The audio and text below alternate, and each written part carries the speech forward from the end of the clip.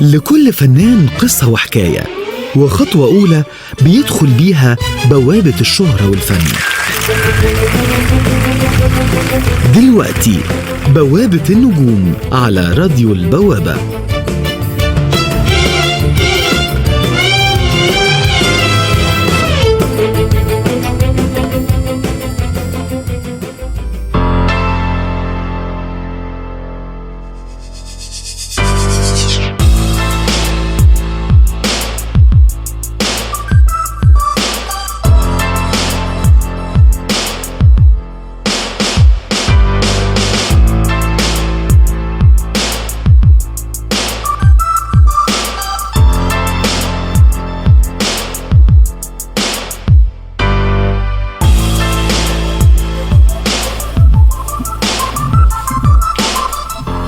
حلقة جديدة من برنامج بوابة النجوم، معاكم أكرم المصري وبسنت خالد.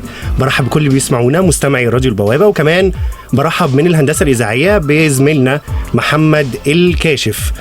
لازم ارحب في الاول ببسنت، قال يعني لسه شايفها وكده. ازيك يا بسنت؟ ده والله ليكي وحشه يعني النهارده انا تمام الحمد لله. خلاص يا اكرم، بقى لنا 4 ساعات مع النهارده من الحلقات اللي انا مبسوط بيها جدا، لان ضيفتنا انا شخصيا بحبها. ضيفتنا النهارده صاحبة صوت مميز، بمجرد ما تسمع أغانيها لازم تعرف هي مين. بدأت مشوارها الفني وهي عندها 14 سنة في السودان، وفي عام 1995 جت مصر وعملت أغاني كتير ناجحة، ولكن هتفضل أغنية والله بحبك موت يا حمادة هي أكتر أغنية بيحبها الناس. ضيفتنا النهاردة هي الفنانة الجميلة جواهر. ازيك يا جواهر؟ انا مش عارفه اقول لك ايه بصراحه. يعني المقدمه الجميله دي انا بشكرك. ربنا يخليك يا رب. وازيك بس انت عامله ايه؟ حبيبي انا وانا مبسوطه ان انت. طب انا مش هتدلع في الحلقه دي يعني. طبعا كمان معانا حماده وكل اللي معانا بصراحه. نورتينا بجد. البرنامج بقول لهم انا سعيده جدا انه النهارده معاكم، ويا رب ان شاء الله نسعد كل المستمعين في كل مكان، وان شاء الله باذن الله تكون حلقه كويسه يعني. حبيبي اكيد ما دام انت فيها هتكون جميله. ابتدي بقى اسئله بقى ونقعد نسال الحاجات اللي انا عايزه اعرفها. ماشي يا بسبوسه وانا والناس معاك. كلها حابين نعرف اصلا بدايه وطفوله جواهر، الفنانه جواهر. عايزين نعرف طفولتها مشيت ازاي وكانت عامله ازاي، شقيه ولا؟ انا شقيه جدا يعني. بصي يعني انا ليا 3 هوايات. الهوايه الاولى السباحه، ودي كان بتعمل لي مشكله كتير في المدرسه، خاصه المدرسه بتاعتنا كانت جنب البحر. انا طبعا من مواليد بورسودان. دي بورسودان دي تقع في شرق السودان. منطقه بحريه يعني. واحنا بيوتنا كمان جنب البحر، يعني جنب البحر على طول. والمدرسه بتاعتي قريبه من البحر، حي الشاطئ الابتدائيه كانت قريبه من البحر. فدي هوايتي الثانيه اللي هي يعني بعد الغناء بحب السباحه والتنس. بس اكتر حاجه الله ده ايه رياضه قويه دي. اكتر حاجه السباحه، فكانت بتعمل لي مشاكل جامده جدا. فكنت بشاء، انت عارفه انا كنت يعني النظره بتاعتي في المدرسه كان بتعمل لي بتعلمني بالطباشير. تقولي ما تستحميش بكره والله العظيم، تقولي ما تستحميش، ما فيش شقاوه بعد كده بقى اهو. بتعلمني من جسمي من جوه، بتقول انا عايزه اشوف العلامه دي موجوده بجد. وانا كنت بخاف، هي كان بتخوفني عشان ما اروحش البحر. يعني انت كانت بتعذبك كده من الخوف. انا بحب السباحه جدا جدا جدا. ولسه مستمرين لغايه دلوقتي في موضوع السباحه ده، ولا ما بقيتيش؟ او على الاقل بتحبي البحر لسه؟ لا انا بحب البحر بصراحه. يعني انا بص لما ببقى الدنيا بتبقى ضايقه بيا قوي قوي قوي، ببقى متضايقه قوي قوي، بحب اروح البحر والله. بحس كده بصفاء والله العظيم، بملى عينيا كده بالبحر، بحس ان انا مستريحه. بس طبعا السباحه مش زي الاول يعني، خلاص جسمي تقيل شويه بس يعني. لا جسمي جميل وكل حاجه لسه تمام يعني وحلوه ولسه بشبابك يعني. الله يخليك يا رب. بس برضه يعني ايه ده لسه في شباب؟ ايه ده يا بسبوسه؟ ايوه ايه ده ايوه زي القمر. ايوه لا مفيش حد شايفك دلوقتي، انت زي القمر فعلا. الله يخليك حبيبتي. ميرسي، تسلمي لي يا عسل. وجميله، كفايه روحك بجد، روحك اصلا صغيره. طب نكمل، قولي لي ايه تاني كنت بتحبيه غير السباحه وغير التنس بقى؟ الغنى طبعا. ايوه بقى شفتي انا جيت عند الحته بتاعتنا. واكتشفت موهبتي وانا في المدرسه. ازاي يعني؟ في الابتدائي كنت يعني كنت ببقى حريصه انه ببقى متواجده في نشيد الصباح. الاناشيد اللي بتتعمل في المدرسه بيوقفونا صفين كده، صف كده هو يمين وشمال، وفي صف في النص كده. انا ببقى قاعده بقى في الصف اللي في الوسط ده، فبيرفعوني في ترابيزه كده مخصصه ليا عشان كنت صغيره يعني. فبيرفعوني بطلع فيها لفوق وافضل اغني بقى النشيد. صوتي كان قوي جدا، اقوى من دلوقتي بكتير. لا دلوقتي قوي طبعا. لا يعني وانا كنت صغيره يعني اللي هي 11 سنه و 12 سنه. صوتي كان قوي جدا في السن ده ما شاء الله، كان حاد كمان. بس انا من هنا يعني بدات انتبه انه انا عندي هوايه تانية برضو الغناء وكده. وبجانب والدتي الله يرحمها كان بتدندن كتير.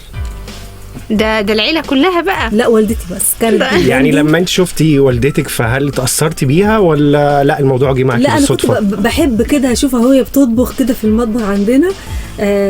المطبخ عندنا في السودان اسمه توكل. اسمه ايوه قولي لنا المسميات. ايوه انا عايزه الحاجات دي صح. اسمه ايه؟ توكل دي جاي من الاكل يعني.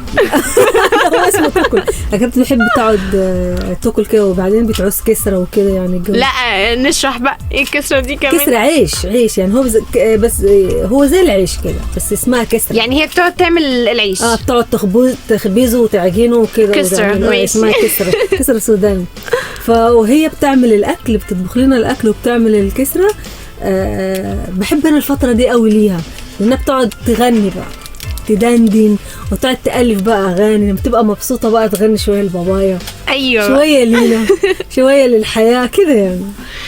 طيب وانتي بعد كده يعني اما اكتشفتي مثلا ان انتي عندك الموهبة دي، ايه اللي حصل؟ مشيتي ازاي؟ اولا فكرة ان انتي تمشي بقى تخرجي من السودان وتيجي مصر دي انا عايزة اعرف هي كانت ازاي الاول. طب احنا قبل ده يعني انا كنت بغني في الافراح اللي هي بتبقى مثلا عندنا في الاحياء عندنا وعلى نطاق العيله فقط، لحد ما كبرت شويه. اخويا كان معترض شويه، اخويا الكبير. حكايه انت عارفه انا طبعا ليا جذور نوبيه سودانيه، انا ابويا نوبي امي سودانيه. فحكايه انه وبعدين ايه خط الصعيد للنوبه للسودان، حكايه انه بنت تغني دي كانت فيها مشكله شويه. يعني في عيلتي انا بالذات كان في مشكله من الجانبين، يعني من ناحيه الام ومن ناحيه الاب. فاهمه ازاي؟ فانا عانيت في الحته دي شويه يعني من اخويا وكده. اخويا بالذات كان محترض خالص يعني انه اغني دي لا. فانا جيت هنا على اساس انه دراسه. من الاول جايه دراسه انا بقى انا هدرس. واللي ساعدنا اكتر كمان يعني انا نص عيلتي في مصر والنص الثاني في السودان. ما انا زي ما قلت لك ليا كده وكده. أيوه. يعني اهلي بابايا هنا واهل مامتي هناك. فلما جيت هنا بقى كده قلت عشان دراسة وكده، وقلت بالمرة أنمي موهبتي. ما كنتش فاكرة إنه ممكن الموضوع يوصل يعني أنجح بالطريقة دي بصراحة. يعني قلت يا دوبها يعني أغني كده بس ما أغني مع نفسي، أو مثلا أغني مثلا في حفلة في كده يعني. بس حكاية إنه أنجح بالصورة دي اللي حصلت لي، ده حلم أنا ما حلمتوش يتحقق. ده حاجه كده يعني جات لك ما كنتيش متخيلها. بس انا من جوايا كنت حاسه انه ربنا هيكرمني، بس في ايه ما اعرفش يعني. انت فاهمه في مشوار الفن بالذات. الدراسه اللي كنتي جايه تدرسيها هنا كانت ايه اصلا؟ انا لو قلت بصي انا والدي عايزني اطلع دكتور. ايوه دايما لازم كل الاباط كل الاهالي عندنا دكتوره لازم تطلعي. ما اعرفش ليه سايكولوجي يعني، ما اعرفش ليه يعني حاجه نفسيه كده في يعني عايزني اطلع طبيبه كده يعني. وانا حابه اطلع مطربه، ومامتي كانت عايزاني ادرس في الازهر. فكل واحد فيهم عايز يوديني في المكان اللي هو عايز وانا بحب. طب خدوا رايي. يعني كملت شويه في الدراسه كده، وبعد كده ايه دخلت اشتركت في نادي علي كوبان الله يرحمه، النادي النوبي في عابدين. ده المقر بتاعنا يعني. ايوه. فاشتركت معاهم في النادي وبقيت اعمل حفلات في الصيف. بس يعني تعرفت على النطاق النوبي والسوداني، يعني الجاليات اللي موجودة هنا في السودان، وعلى النطاق النوبي بقى وكده. وعملت ألبومين سودانيين، واحد اسمه حكاية غريبة والتاني اسمه مرت الأيام. هو نوبي سوداني يعني. ده كان هنا في مصر ولا هو خد رواج كويس بس على النطاق النوبي والسوداني، يعني أكتر حاجة النوبيين هنا اللي كانوا عارفينه اللي عايشين هنا في مصر. تمام. وبدأت بقى اشتغل بقى ايه في الحفلات اللي هي بتتعمل بقى في الأندية الأماكن بتاعنا، اللي هي بسافر أسوان كتير بعمل حفلات هناك. وفي اي مكان بنعمل فيه الافراح النوبيه بتاعتنا بيبقى لنا اماكن مخصصه زي نادي الجزيره ده كنا مسمينه ملجأ الفنانين. نلف في كل الانديه وفي الاخر حاجه بنجيله لانه بيسهر بيقعد لحد الساعه 7 و8 الصبح. وبعدين في الصيف بيعملوا 3-4 صوانات كده يقسموهم، وبيبقى مثلا كل فرح في كل بلد الفرح بتاعه مختلف، وبيعملوا بقى منافسه بقى فلان جاب فلان لازم يجيب فلان. ساعات مثلا بنبقى احنا داخلين اهو نادي الجزيره، عندنا في نفس النادي ده 4 اوردرات. شفت الهنا؟ لا ده هنا قوي. طب قبل ما نكمل الهنا في مكالمة معانا كريم. هو اتصل كذا مرة يعني كان بيتصل من بداية الحلقة، واضح بيحب جواهر قوي ان هو من بداية الحلقة بيتكلم. يا كريم مساء الخير. الو مساء الخير. ازيك عامل ايه؟ ازيك يا اكرم عامل ايه؟ ايه ده كريم زميلنا يا جماعه في الراديو، مذيع معانا في الراديو. ايه كيمو؟ مباراه الاذاعه منورين الراديو بعد الهوا نبقى. ايوه كنا ايه اتفضل. ايه الاخبار؟ كله تمام. معاك الفنانه جواهر. جميله. الو ازيك يا كريم عامل ايه؟ والله بحبك موت يا جواهر، منوره الراديو. وانا بحبك موت يا كريم. انا بعدك انت هموت يا كريم، انا قلبي في النار في الهوا غدار وبموت في حب كريم. لا انا عايز الحلقه دي متسجله بقى مختصه الاغنيه بتاعتك ان شاء الله. هي متسجله منوره الراديو يا فنانه. الله يخليك. في اي سؤال يا كريم؟ طبعا. فين الجديد؟ هو الجديد يا كريم انا عملت اغنيه اسمها اثبات ملكيه. هنقول ده في الحلقه بلاش نحرق دي يعني بلاش نحرق له في الاول ولا تحبي تقولي؟ خلاص ماشي. انا قاعد ومستني. لا هنرد عليها. ماشي يا كيمو ماشي. ميرسي. ما تغيبيش علينا تاني. الله يخليك يا رب. تسلم يا كيمو. ميرسي. شكرا ليك يا كريم جدا. انا قاعد مستني الحلقه كلها. الله يخليك يا رب. شكرا ليك. باي باي. مع السلامه. ميرسي.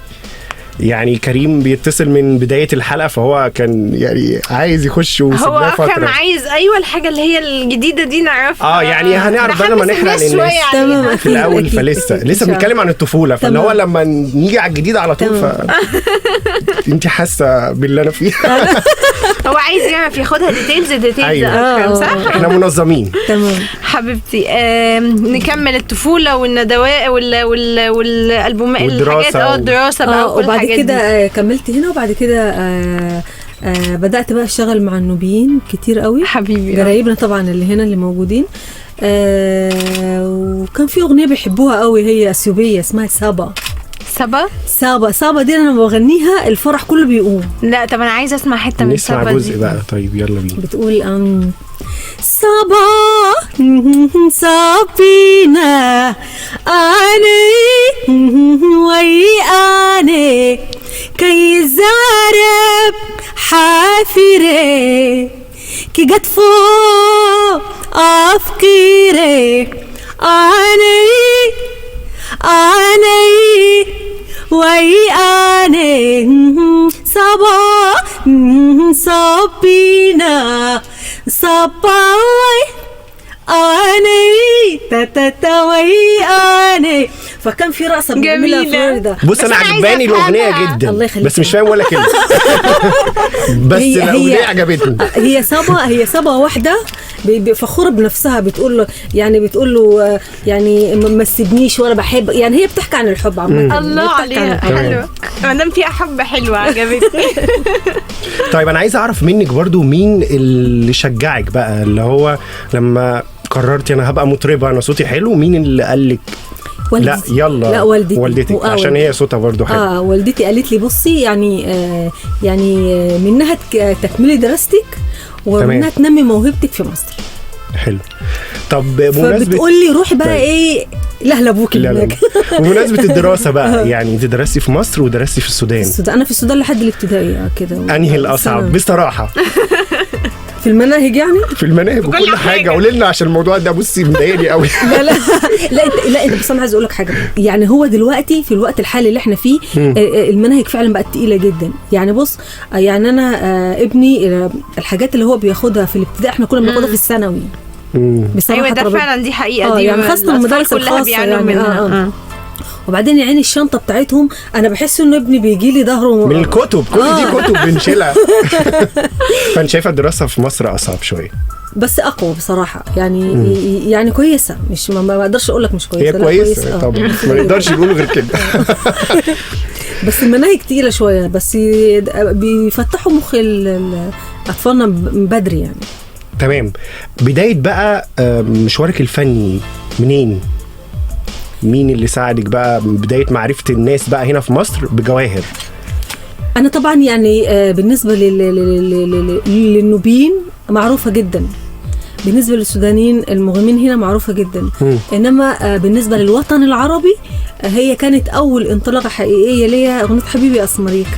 انا بحبها حبيبي يا اسمريكا دي، ايوه عشان انا بحبها دي يعني بالذات. يعني عايزه اقول لك الحمد لله وصلت لمرحله ما فيش حد اسمر بيمشي في الشارع في مصر يندهوله باسمه، كانوا بيقولوا لي اسمريكا. فالموضوع ده كان اسعدني جدا يا ابيضيك، عشان انت ابيضيك ما تزعلش. مش قوي على فكره، انا بحب اسمريكا دي، عجباني سمر نص الجمال. الله يخليك يا حبيبتي، ميرسي يا رب، ميرسي. طب ايه نسمع حته منها؟ من اسمريكا يعني قبل ما نخرج لفاصل. حبيتها اكتر يعني من كلامك عنها. شفت؟ حبيبي يا اسمريكا، حبيبي حرام عليك، انا قلبي بيحبك والحب مش لعبة ما بين ايديك، عيني في بعادك ما نموشي وعينيك بيا ما حسوشي، الدمع يدوب في رموشي، ارحمني الله يهديك، حبيتك انت ورايدك وبموت في غدرك وقساك، حبيتك انت ورايدك وبموت في غدرك وقساك، عذبت قلبي وياك مع انه هو اللي شريك، يا حبيبي يا اسمريكا. انت جميله بجد. طيب احنا يعني ممكن طول الحلقه اصلا ما نسالش ونسمع جواهر بتغني ما شاء الله يعني. فاحنا لسه هنكمل كلامنا مع الفنانه الجميله جواهر، ولكن بفكركم برقمنا تقدروا تكلمونا عليه زي ما كريم كلمنا 01960 393، وكمان اكتبوا كل الاسئله اللي انتم عايزين تسالوها للفنانه جواهر على صفحه راديو البوابه نيوز بالعربي. هنروح نسمع اول اغنيه معانا حبيبي يا اسمريكا بقى اللي لسه نروح نسمعها ونرجع نكمل معاكم تاني في بوابه النجوم.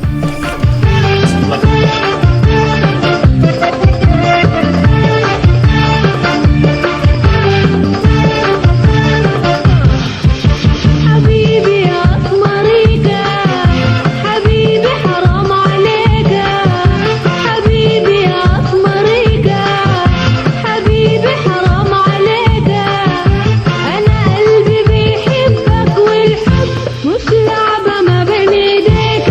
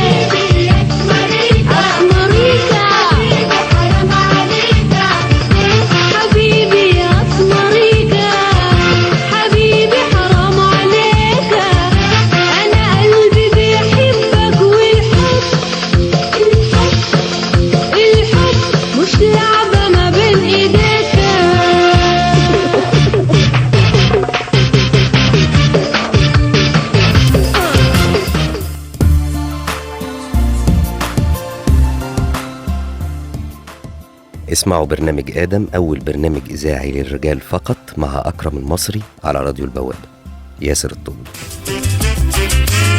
بتمنى لراديو البوابة نيوز إنه ياخد نفس الخطة ويبقى قوي زي ما عهدنا بيهم، وتوفيقي ليكم جدا، والتوفيق من عند ربنا سبحانه وتعالى، وربنا يوفقكم جميعا وينجحكم جميعا. شريف منير.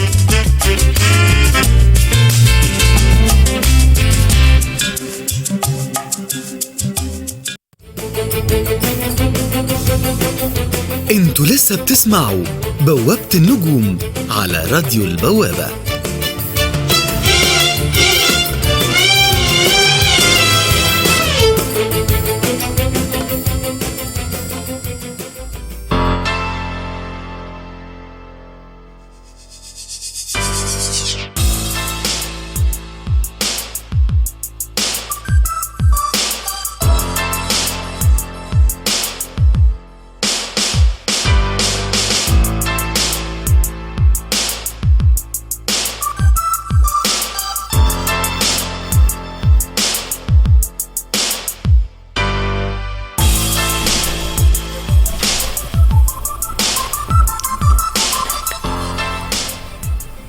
لسه مكملين معاكم في برنامج بوابة النجوم. لسه معاكم أكرم المصري وبسنت خالد، ولسه منورانا الفنانة الجميلة جواهر. يعني حبيبتي منورانا، مبسوط الله الصراحة. يخليك الله يخليك. مش عايز الوقت يعدي. الله يخليك. ايوه والاغاني يعني انا عايزه اقول بصراحه لكل مستمعين النهارده، الكواليس هنا جميله جدا جدا جدا، ده عشان انت جميله. وعايزه اقول لكم بصراحه يعني خفه دمكم دي يعني سبحان الله يعني، وكفايه استقبالكم كمان وروحكم جميله يعني. حبيبتي تسلمي تسلمي. طيب كنا بنتكلم عن مشوارك الفني، وقلنا البدايات بقى اللي كانت في مصر، وقلتي عملتي ألبومين في مصر. الأول كان يعني حكاية غريبة ومرت الأيام للنوبيين اللي موجودين هنا. طيب بعد كده بقى يعني بداية انتشار جواهر كان ازاي؟ أغنية حبيبي يا أسمريكا اللي احنا غنيناها دي سمعت أكتر دي سمعت بشكل يعني ما كنتش متوقعة. يعني عارف السي دي ده لما نزل كوكتيل كان فيه نجوم كتيرة جدا يعني، فأنا قلت إيه ربنا هيكرمني وهبقى إيه باينة في وسطيهم شوية. ما كنتش أعرف إنه ربنا هيكرمني كده من أوسع أبوابه، وأبقى أنا يعني من ضمن السوبر ستارز يعني في الوطن العربي. الحمد لله والشكر لله، فضل وعدل من عند الله.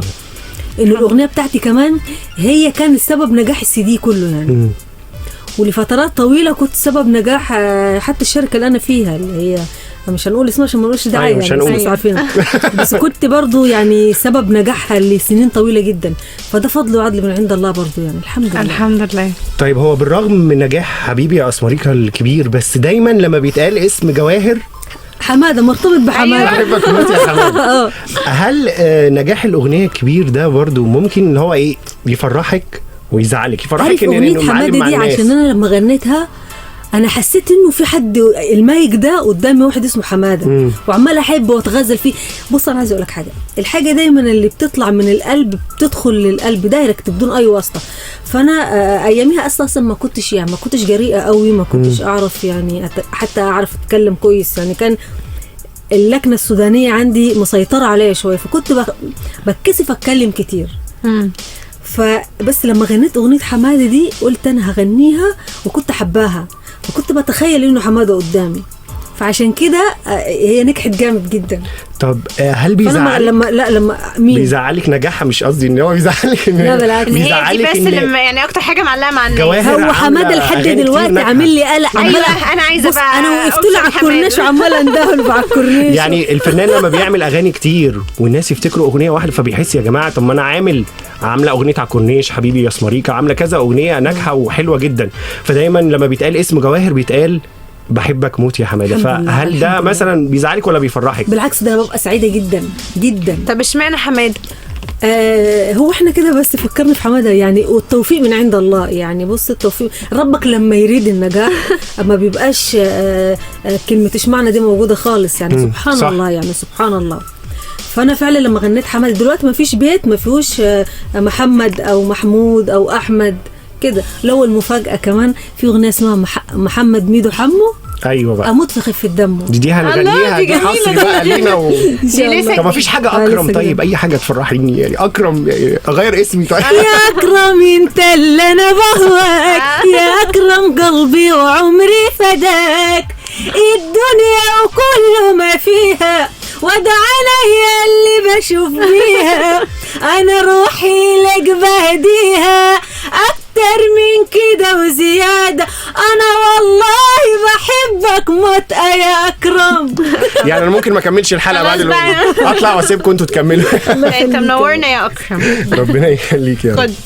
طيب يعني انت تفتكري برضو سبب نجاح حمادة الكبير وارتباط الناس بيها الحمد لله ده سببه ايه؟ يعني سبب انه هي اغنيه خفيفه قريبه من الناس، كلماتها سهله، ممكن اي حد يغنيها، فانت شايفه ايه كلماتها الاسباب؟ سهله ومعبره جدا يعني. واحده بتحب بصدق، واحده بتحبه يعني فاهمه، وبتوصفه بتقول له لو انت سبتني انا هموت وانت عينيا وانت نينا، يعني انت عايز ايه اكتر من كده؟ ايوه يعني انا اعمل لك ايه تاني؟ طيب اللي هو واحده في منتهى الحب والرومانسيه يعني. وبالنسبه للاشاعات اللي طلعت في الفتره دي على الاغنيه دي، ان كان في مثلا ممكن تكون في حد اسمه حماده انت بتحبيه، بصي يعني عايزه اقول لك حاجه، قصدوا بيها شخص معين.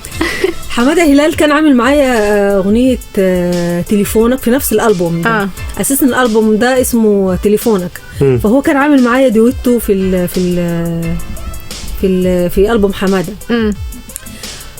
فسبحان الله اللي نجحت اغنيه حماده عن هد الاغنيه نجحت برضو، الاغنيه حبيبي على طول تليفونك.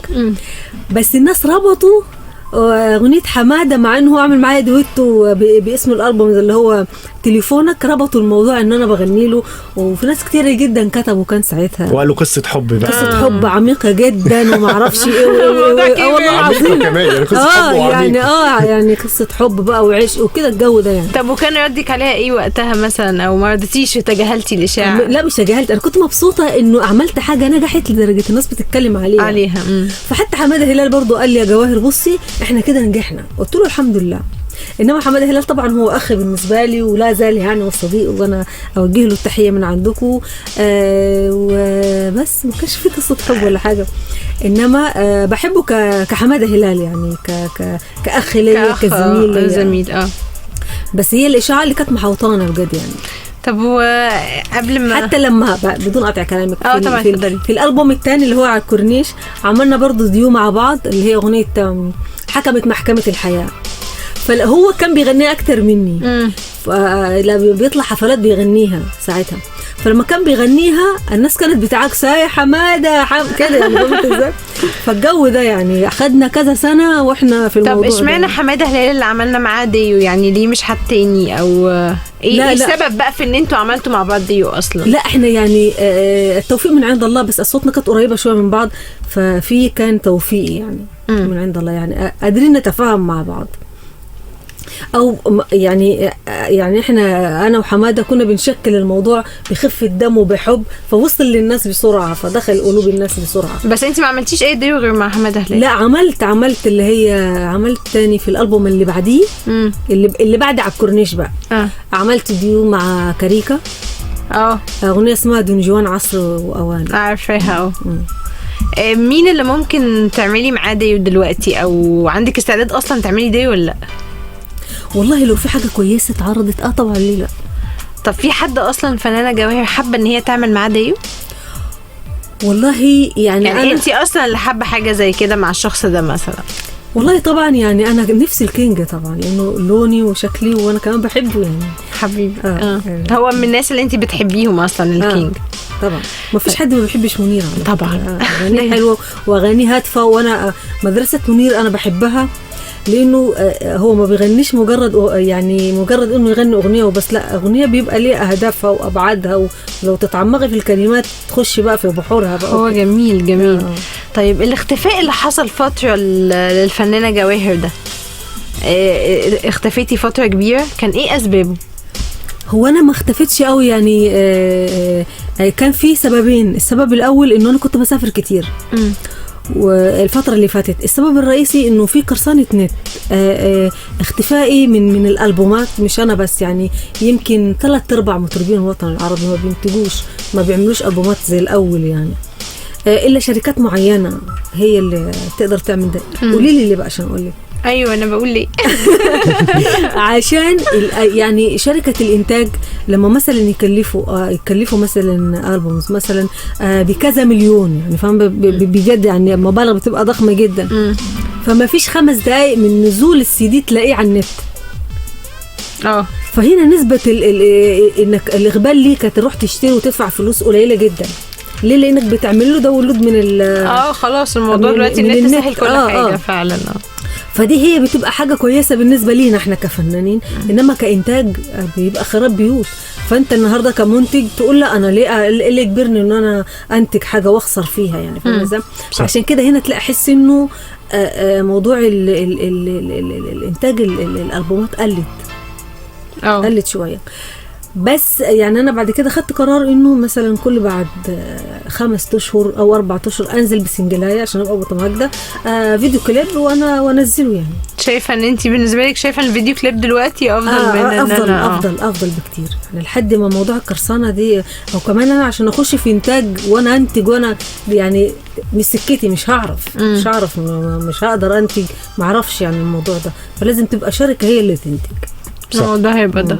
طيب من على صفحة راديو البوابة نيوز في حاتم محمود بيقول مساء الخير يا بسنت ويا أكرم، إيه المفاجأة اللي تجنن دي؟ الفنانة الكبيرة جواهر من أحلى الأصوات والموسيقى في التسعينات، وكان الشوارع في اسكندرية والقاهرة والعربيات وأجهزة الكاسيت كلها بتقول أغنية واحدة، والله بحبك موت يا حمادة. عايز أقول كمان أنتي كنتي في الإمارات في سنة 2000 وماشي جنب محل توزيع شرايط الكاسيت، كان مشغل أغنية حمادة لجواهر، هو اللي كان في المحل غالبا. هو بيقول هو كان في الإمارات. إني كنت في الإمارات. وقال جواهر جزء هام جدا من تاريخ جيل التسعينات، مهما حكيت مش هقدر أعبر عن حب جيل لجواهر الفنانة الكبيرة، قمة في التواضع والأخلاق العالية. ربنا يخلي حضرتك، يعني ده بيكتب شعر يعني. الله يخليك يا رب، ربنا يخليك يا رب. أشكرك والله على كلامك الجميل، يعني أشكرك شكرا ليك. وفي كمان وداد بدر، مساء الخير عليكم بسنت وأكرم، وأحب أوجه سلامي للفنانة جواهر من أحلى الأصوات، وعلى الكورنيش على وش المية، والأغاني كلها معلقة مع الناس. والله بحبك موت يا حمادة، وليكي حركة مميزة كنت بحاول أعملها. حركة الرقة. لا حركة الرقبة. حركة الرقبة. في ناس كتير حاولوا يعملوها ما عرفوش. ميرسي يا وداد. يعني حلو مع انها سهلة. بصي اعملي واحدة رقبة كده. انا مش هعملها. انا اوكي ماشي على مهلي. طيب نرجع نكمل كلامنا تاني. يعني عايز اسالك بقى وتقولي لي كده بصراحه، انت بتتكلمي من اول الحلقه بصراحه. أيوه. بطبيعتك. هل انت شايفه ان اللون الخاص بجواهر في الفتره الحاليه بقى مع انتشار في حاجات مسميات كتير قوي زي اغاني المهرجانات وحاجات كده بيطلقوا عليها فن جديد، فهل انت شايفه ان اللون بتاعك في الفتره الحاليه مميز وكمان ناس معينه هي اللي هتتجه ليه، لا ولا لا انا ممكن اي حد ممكن يسمعه؟ يعني رايك ايه؟ شايفه ايه في الفتره الحاليه دي؟ هو فنيا ولا ستايل الشكل؟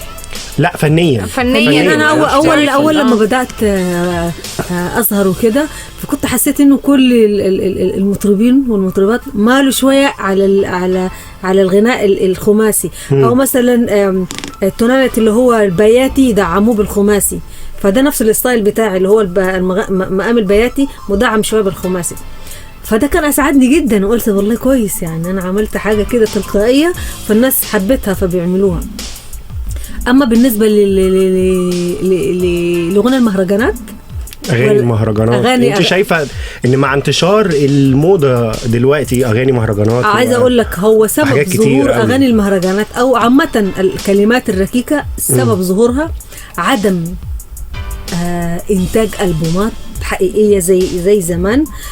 ظهر دول ليه دلوقتي تخش مثلا الاستوديو يعملوا زي ما هم عايزين يعملوا، ما فيش رقابه بقى. فكله بقى ايه يعمل اغنيه وينزلها على النت. صح. طب هل توصل بسرعه بقى؟ هل انت شايفه من وجهه نظرك بقى كفنانه يعني وفي الفن منذ الطفوله زي ما بنقول، شايفه ان اغاني المهرجانات يطلق عليها فن ولا لا دي مش فن؟ والله انا عايزه اقول لك حاجه عشان ابقى معاك واضحه. ايوه يا ريت. وفي انا دايما ضد الكلمات الركيكه. يعني في كلمات ركيكه بصراحه ما بحبهاش. في كلمات اللي هي ممكن تعلم ولادنا الالفاظ الوحشه. يعني انا في بعض المطربين بحس انه حد بلطجي طالع يغني، يعني بيوصف كده كلام غريب جدا، يعني ده ما يليقش بالفن عامه. انما وفي ناس اصواتهم بتبقى حلوه جدا، عارف يعني ايه، يعني صوت حلو قوي جدا، بس للاسف بيغنوا نفس النوعيه دي. يعني لو هو وظف صوته صح، بعد شويه عن الكلمات الركيكه، صدقني هيبقى مطرب جامد جدا جدا. طب يعني لو بيغني كلمات كويسه بس مهرجانات برضو، يعني انت شايفاه كويس ولا يعني حتى بيختار اغاني يعني كلمات كويسه بس هو اللحن مهرجانات. لا بص، لا هو اللحن مهرجانات ده بيعمل بهجه، يعني انت فاهم انت ازاي. احنا عشنا فترات كده برضو كان فيها كده ضيق شويه في الوطن العربي، فلما او في مصر بالتحديد يعني، فلما ظهر المهرجانات حسينا انه عايزين نتنطط بقى. الناس بتطلع طول الوقت احنا مكبوتين، وطول الوقت عمالين نفكر في اللي هيحصل حوالينا ايه وكده. ظهر في وقتها حاجه اسمها مهرجانات. بس انت يعني مش شايفاه فن، شايفاه نوع مثلا من البهجه او حاجه؟ لا، حاجه مش دي، حاجه مش دايما، حاجه مؤقته ان هي بتظهر بس في وقت معين وهتختفي. بدليل انه ابتدت تندثر شويه بقى تختفي خالص، يعني هو مش زي الاول دلوقتي. وغير كده هي مكانها في المناسبات بس بيتهيألي، يعني هو دايما مش بتبقى شغاله على طول، يعني مش زي ما تسمعي اغنيه عاديه. وده انا مش ضد المهرجانات، انا بس ضد حاجه واحده، الكلمات الركيكه فقط. ضد انك تقول كلمات ركيكه، انما نوعيه الميوزك او نوعيه الحاجات اللي انت الالحان اللي انت عايزها، اعمل اللي انت شايفه يناسبك او اللي انت حاسه. من الفن ده احساس. صح. يعني انا مثلا في جزء من اللي هم بيعملوا مهرجانات دول بيحبوا البريك دانس، فهم عايزين يعملوا البريك دانس بس يدخلوه جوه الشرقي، يعشقوه مع زي ما بيقولوا في لغتنا احنا كفنانين، يعشقوه مع الشرقي، فبيديك جو المهرجانات ده. طيب حابه اسالك عن مين الفنانين اللي انت بتحبيهم ونفسك ان انت يعني حتى متابعه اخبارهم او بتحبي تسمعي اغانيهم؟ مين اكتر فنان بتحبي فيه كده او فنانه طبعا؟ يعني مين اللي ممكن اما جواهر تقعد كده مع نفسها تحب تسمعه؟ ينزل ألبوم جديد فانت على طول تسمعيه تتابعيه. مين بقى؟ والله عايز اقول لك حاجه، مش تحيز ولا حاجه، بس بصراحه كل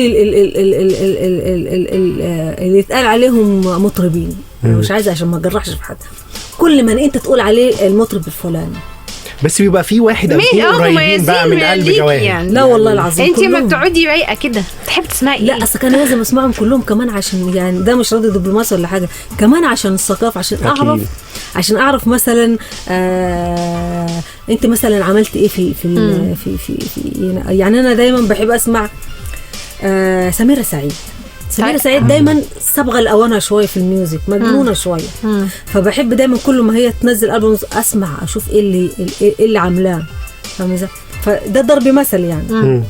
ففي امثالها كتير جدا. ففي الخليج برضو بحب اسمع احلام، اشوفها بتعمل ايه كده، يعني في كذا حد بحب يعني اجيبهم واسمعهم اشوف بيعملوا ايه، عشان حتى يبقى انا عندي درايه، يعني ببقى كده، يعني يبقى في وعي فني وكده. طب بس انت قلتي دلوقتي بتحبي الكينج مثلا، هو ده ممكن يكون المطرب المميز بالنسبه لك؟ الكينج لانه ده يعني عايزه اقول لك ده يعني الفن اللي انا نشأت بيه، يعني الغناء النوبي او الحاجات اللي هي بتبقى خماسي، دي نشأتي، يعني دي بيئتي اللي انا قمت بيها، يعني فطبيعي بحبه وبسمعه. وبعدين خاصة الكينج بياخد أغاني قديمة من التراث النوبي وبيجددها، فأنا اوريدي كده ولا كده سمعها قبل كده، فلما بسمعها كمان بصوت الكينج ومتوزعة بشكل أجمل أكتحب بقى أكتر. أكيد. طيب إيه رأيك في بعض الفنانين والمطربين راحوا لمجال التمثيل؟ هل جواهر في مرة من المرات أو في أي وقت فكرتي في كده؟ والله أنا في بداياتي اتعرض عليا كتير، اتعرض فوازير واتعرض مسلسلات واتعرض أفلام، بس أنا كنت خايفة من التجربة. يعني أنا كنت خايفة الناس ما تحبنيش كمطربة، لما امثل تكرهني كممثله فما تحبنيش كمان فكده انا خسرت الاثنين. فانا عايزه اثبت وجودي كمطربه، يعني ده كان همي الاول، يعني عشان كده كنت برفض كتير. انما وبعدين خاصه انا مش دارسه تمثيل يعني، وبعدين كنت خايفه الناس ما تتقبلنيش، فما كنتش اعرف ان الموضوع سهل. يعني هو دلوقتي الموضوع بالعكس بقى يخدم الفنان قوي على صح. فكره. سواء كان مثلا اغنيه في فيلم او مسلسل، او مثلا مطرب يطلع يمثل في اي حاجه، ده بقى يخدم الفنان عكس من كام سنه فاتوا. صح. طب يعني من كام ودلوقتي سنه فاتوا التمثيل، عشان معلش انا اسفه، براحتك خالص، انت تتكلمي براحتك خالص. لازم يكون انت عندك قدره ازاي تخليني اعيط وازاي تخليني يبقى في اضحك. ايوه فاهمه ازاي؟ انما دلوقتي يبقى كله بقى في كله، هو بيركزوا على للاسف والله العظيم أيوة صح. بيركزوا بس على الاسفاف فقط لا غير، صح. عشان بس هو ده اللي يمشي بقى، ده اللي يخليك تضحك. يعني فاهم انت ازاي؟ للاسف يعني. طب انت كنت خايفه زمان، لسه الخوف ده موجود؟ يعني لو حد عرض عليكي دلوقتي ان انت تمثلي اي دور بسيط حتى، مش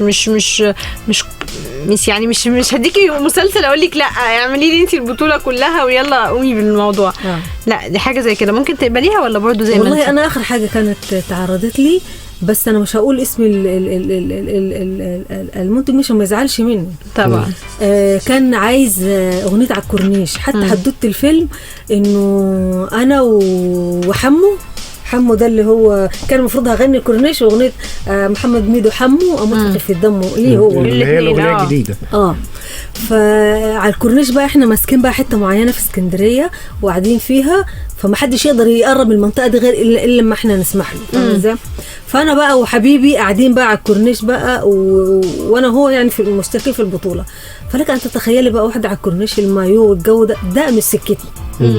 فانا رفضت الموضوع ده الفيلم ده عشان اللبس. فاختلفنا فقط في اللبس. انا بحترم طبعا كل يعني الممثلات اللي هم بيمثلوا كده ده فنهم، بس انا كجواهر ده مش ستايلي، دي مش نشأتي، يعني ما اقدرش اعمل، مش انا ما ينفعش. يعني ما كانش اعتراضك على التمثيل، هو كان اعتراضك على ان المشكله. لا دي اخر فرصه فيلم كامل بطوله ليا كانت جات لي، انما مسلسل جالي مسلسل خدت فيه دور المعلمه جزاره بقى. الله حلو ده، اسمه ديسكو فريسكو، كان المفروض ينزل في رمضان ده بس اجلوه لرمضان الجاي. طيب يعني احنا منتظرين حاجه جديده كمان ان شاء الله باذن الله ان شاء الله اكيد. طيب في اغنيه سمعتيها من مطرب او مطربه يعني قلتي لو انا غنيتها شايفاها لايقه عليا قوي كجواهر؟ اكيد يعني انت بتقولي بسمع كل المطربين ولازم اتابع، في اغنيه معينه لفتت نظرك حسيتي ان لو انا غنيت الاغنيه دي كانت هتبقى لايقه عليا قوي؟ قولي لي بقى، افتكري كده. ايوه هي كان في اغنيه لصبوحه الله يرحمها وانا غنيت زيها على فكره، يعني من غير ما اقول حسونا، فاكره؟ ايوه دي بتاعت ايوه صح. يعني كان في بالي، كنت بحبها كتير بكررها كتير. فبعد كده لما جيت عملت اغنيه البوم على الكورنيش، فكان في اغنيه أبو علي ولا يا حسن، أنا طريق وسكتي طريق حسن، أنا حياتي ودنيتي ويا حسن، والله إن جابوا لي بحر ذهب أنا على قلبي انكتب غرام حسن، أبو علي ولا يا حسن. فقلت سبحان الله أنا كنت بحب الأغنية دي وجات لي. طب في حاجة في الجيل يعني المطربين من جيلك أو من الجيل الجديد في أغنية عجبتك؟ اكيد يعني في اغاني كتيره، بس دلوقتي اكتر حاجه حسيتيها مثلا، يعني لو انت بتقولي بتسمعي سميرة سعيد، هل في حاجه شفتيها ان انا ممكن اغنيها كجواهر وتليق عليا عادي برضو؟ يعني سميرة سعيد بتقدم انواع كتير قوي من الاغاني، فهل في اغنيه لفتت نظرك لدرجه ان علقت معاكي ابتديتي تغنيها؟ هي سميرة سعيد بتلفت نظر في كل حاجه الصراحه الديفا. لا ما فيش حاجه معينه كده، انما مش عارفه ذهني مش حاضر دلوقتي. خلاص احنا هنفتكر برضو. طيب احنا بنفكر الناس برقمنا 01960 393، وكمان صفحتنا على الفيسبوك زي ما حاتم ووداد كتبوا لنا عليها، راديو البوابه نيوز بالعربي.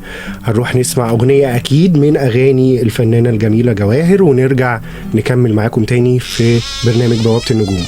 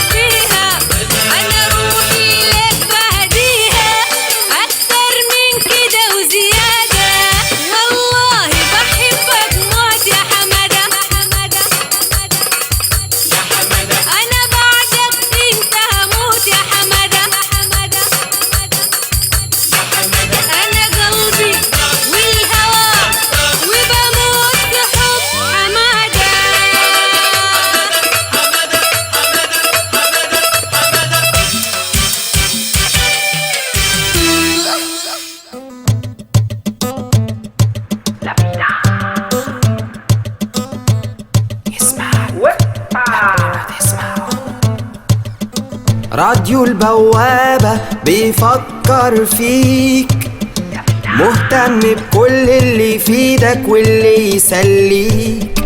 راديو البوابة كل المجالات، وفريق من أجمد مذيعين وأجمد مذيعات. إعلام بيقدم معلوم بطريقة بسيطة ومفهوم، على إيد متخصص متأسس، دكتور ومحامي ومهندس. هتزود وزنك هتخسس، وطريقة عمل الملوخية والتقلية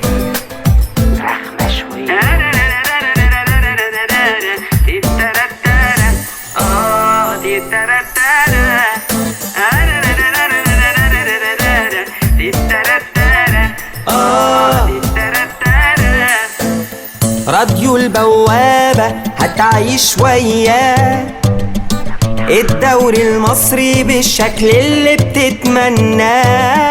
راديو البوابة اجتماعيات والكل الأسرة المصرية والمجتمعات. راديو من سنك من جيلك، بيقرب منك ويجيلك، بيحس بمودك طول يومك، طول ما انت معاه يرمي همومك، ومزاجك هيظبطهولك بأغاني وسهرات فنية. ايه رأيكوا بقى في الأغنية؟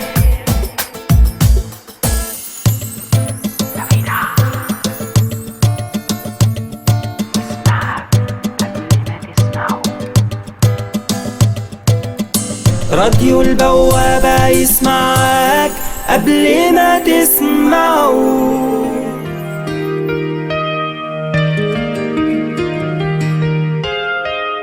في عالم الثقافة كتير من الكتب والحكايات، وكتاب كتير سافروا بلاد. لو بتحب القراية وعايز تجمع معلومات، يبقى لازم تسمع برنامج ثقافة أونلاين كل يوم سبت الساعة 12 الظهر مع إيمان مختار على راديو البوابة.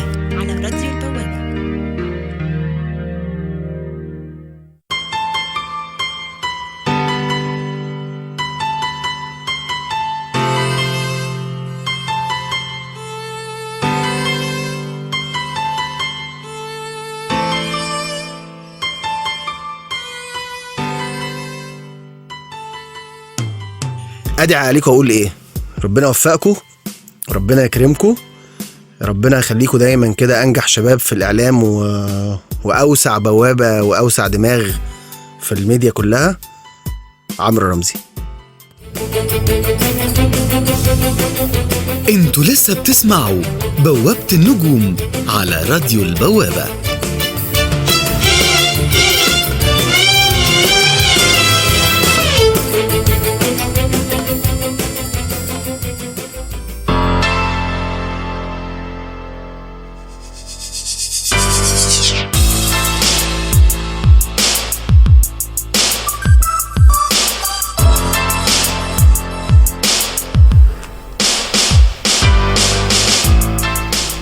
ولسه معاكم بسنت خالد واكرم المصري وضيفتنا اللي منورانا الفنانه الجميله جواهر. وبفكركم تاني برقم تليفوننا 01960 393 والبيج راديو البوابه بالعربي. راديو البوابه نيوز. ايوه نيوز. نكمل كلامنا.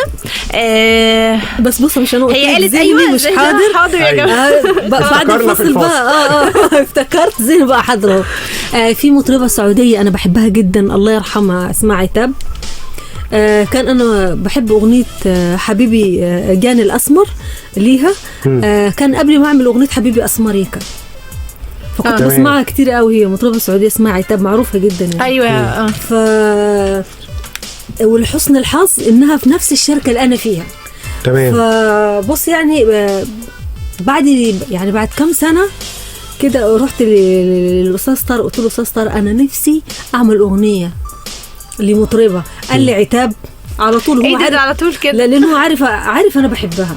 فقلت له قال لي اوعى تقولي له اغنيه جاني الاسمر، انت غنيت اسمريكا. قلت له لا هي دي الاغنيه اللي انا عايزها. وفعلا الاغنيه دي كان نفسي اغنيها، وسبحان الله جات لي اغنيه حبيبي اسمريكا وكانت وش السعاده عليا. وبعدها بكم سنه زي ما قلت لك لسه قريب انا عاملاها يعني قريب مش بعيد قوي. نفذت الأغنية دي ونزلتها كليب، أغنية جاني الأسمر. هي فعلا هي لذكر الفنانة الراحلة عتاب، الفنانة السعودية عتاب. طب انا عايزه اسمع حته بقى وأنا كمان الصراحة. من جاني الاسمر اللي عجباكي قوي. لما كيف طاب وراق جالي نادم على الفراق، جاي يذكرني بحنين اللي نسيته من سنين، جاي يذكرني بحنين أنا من سنين، جاني الأسمر جاني وافتكر زماني بعده ما نساني جاء كده يعني. دي بنفس طريقتها، انت بتغنيها بنفس طريقتها. بنفس طريقتها.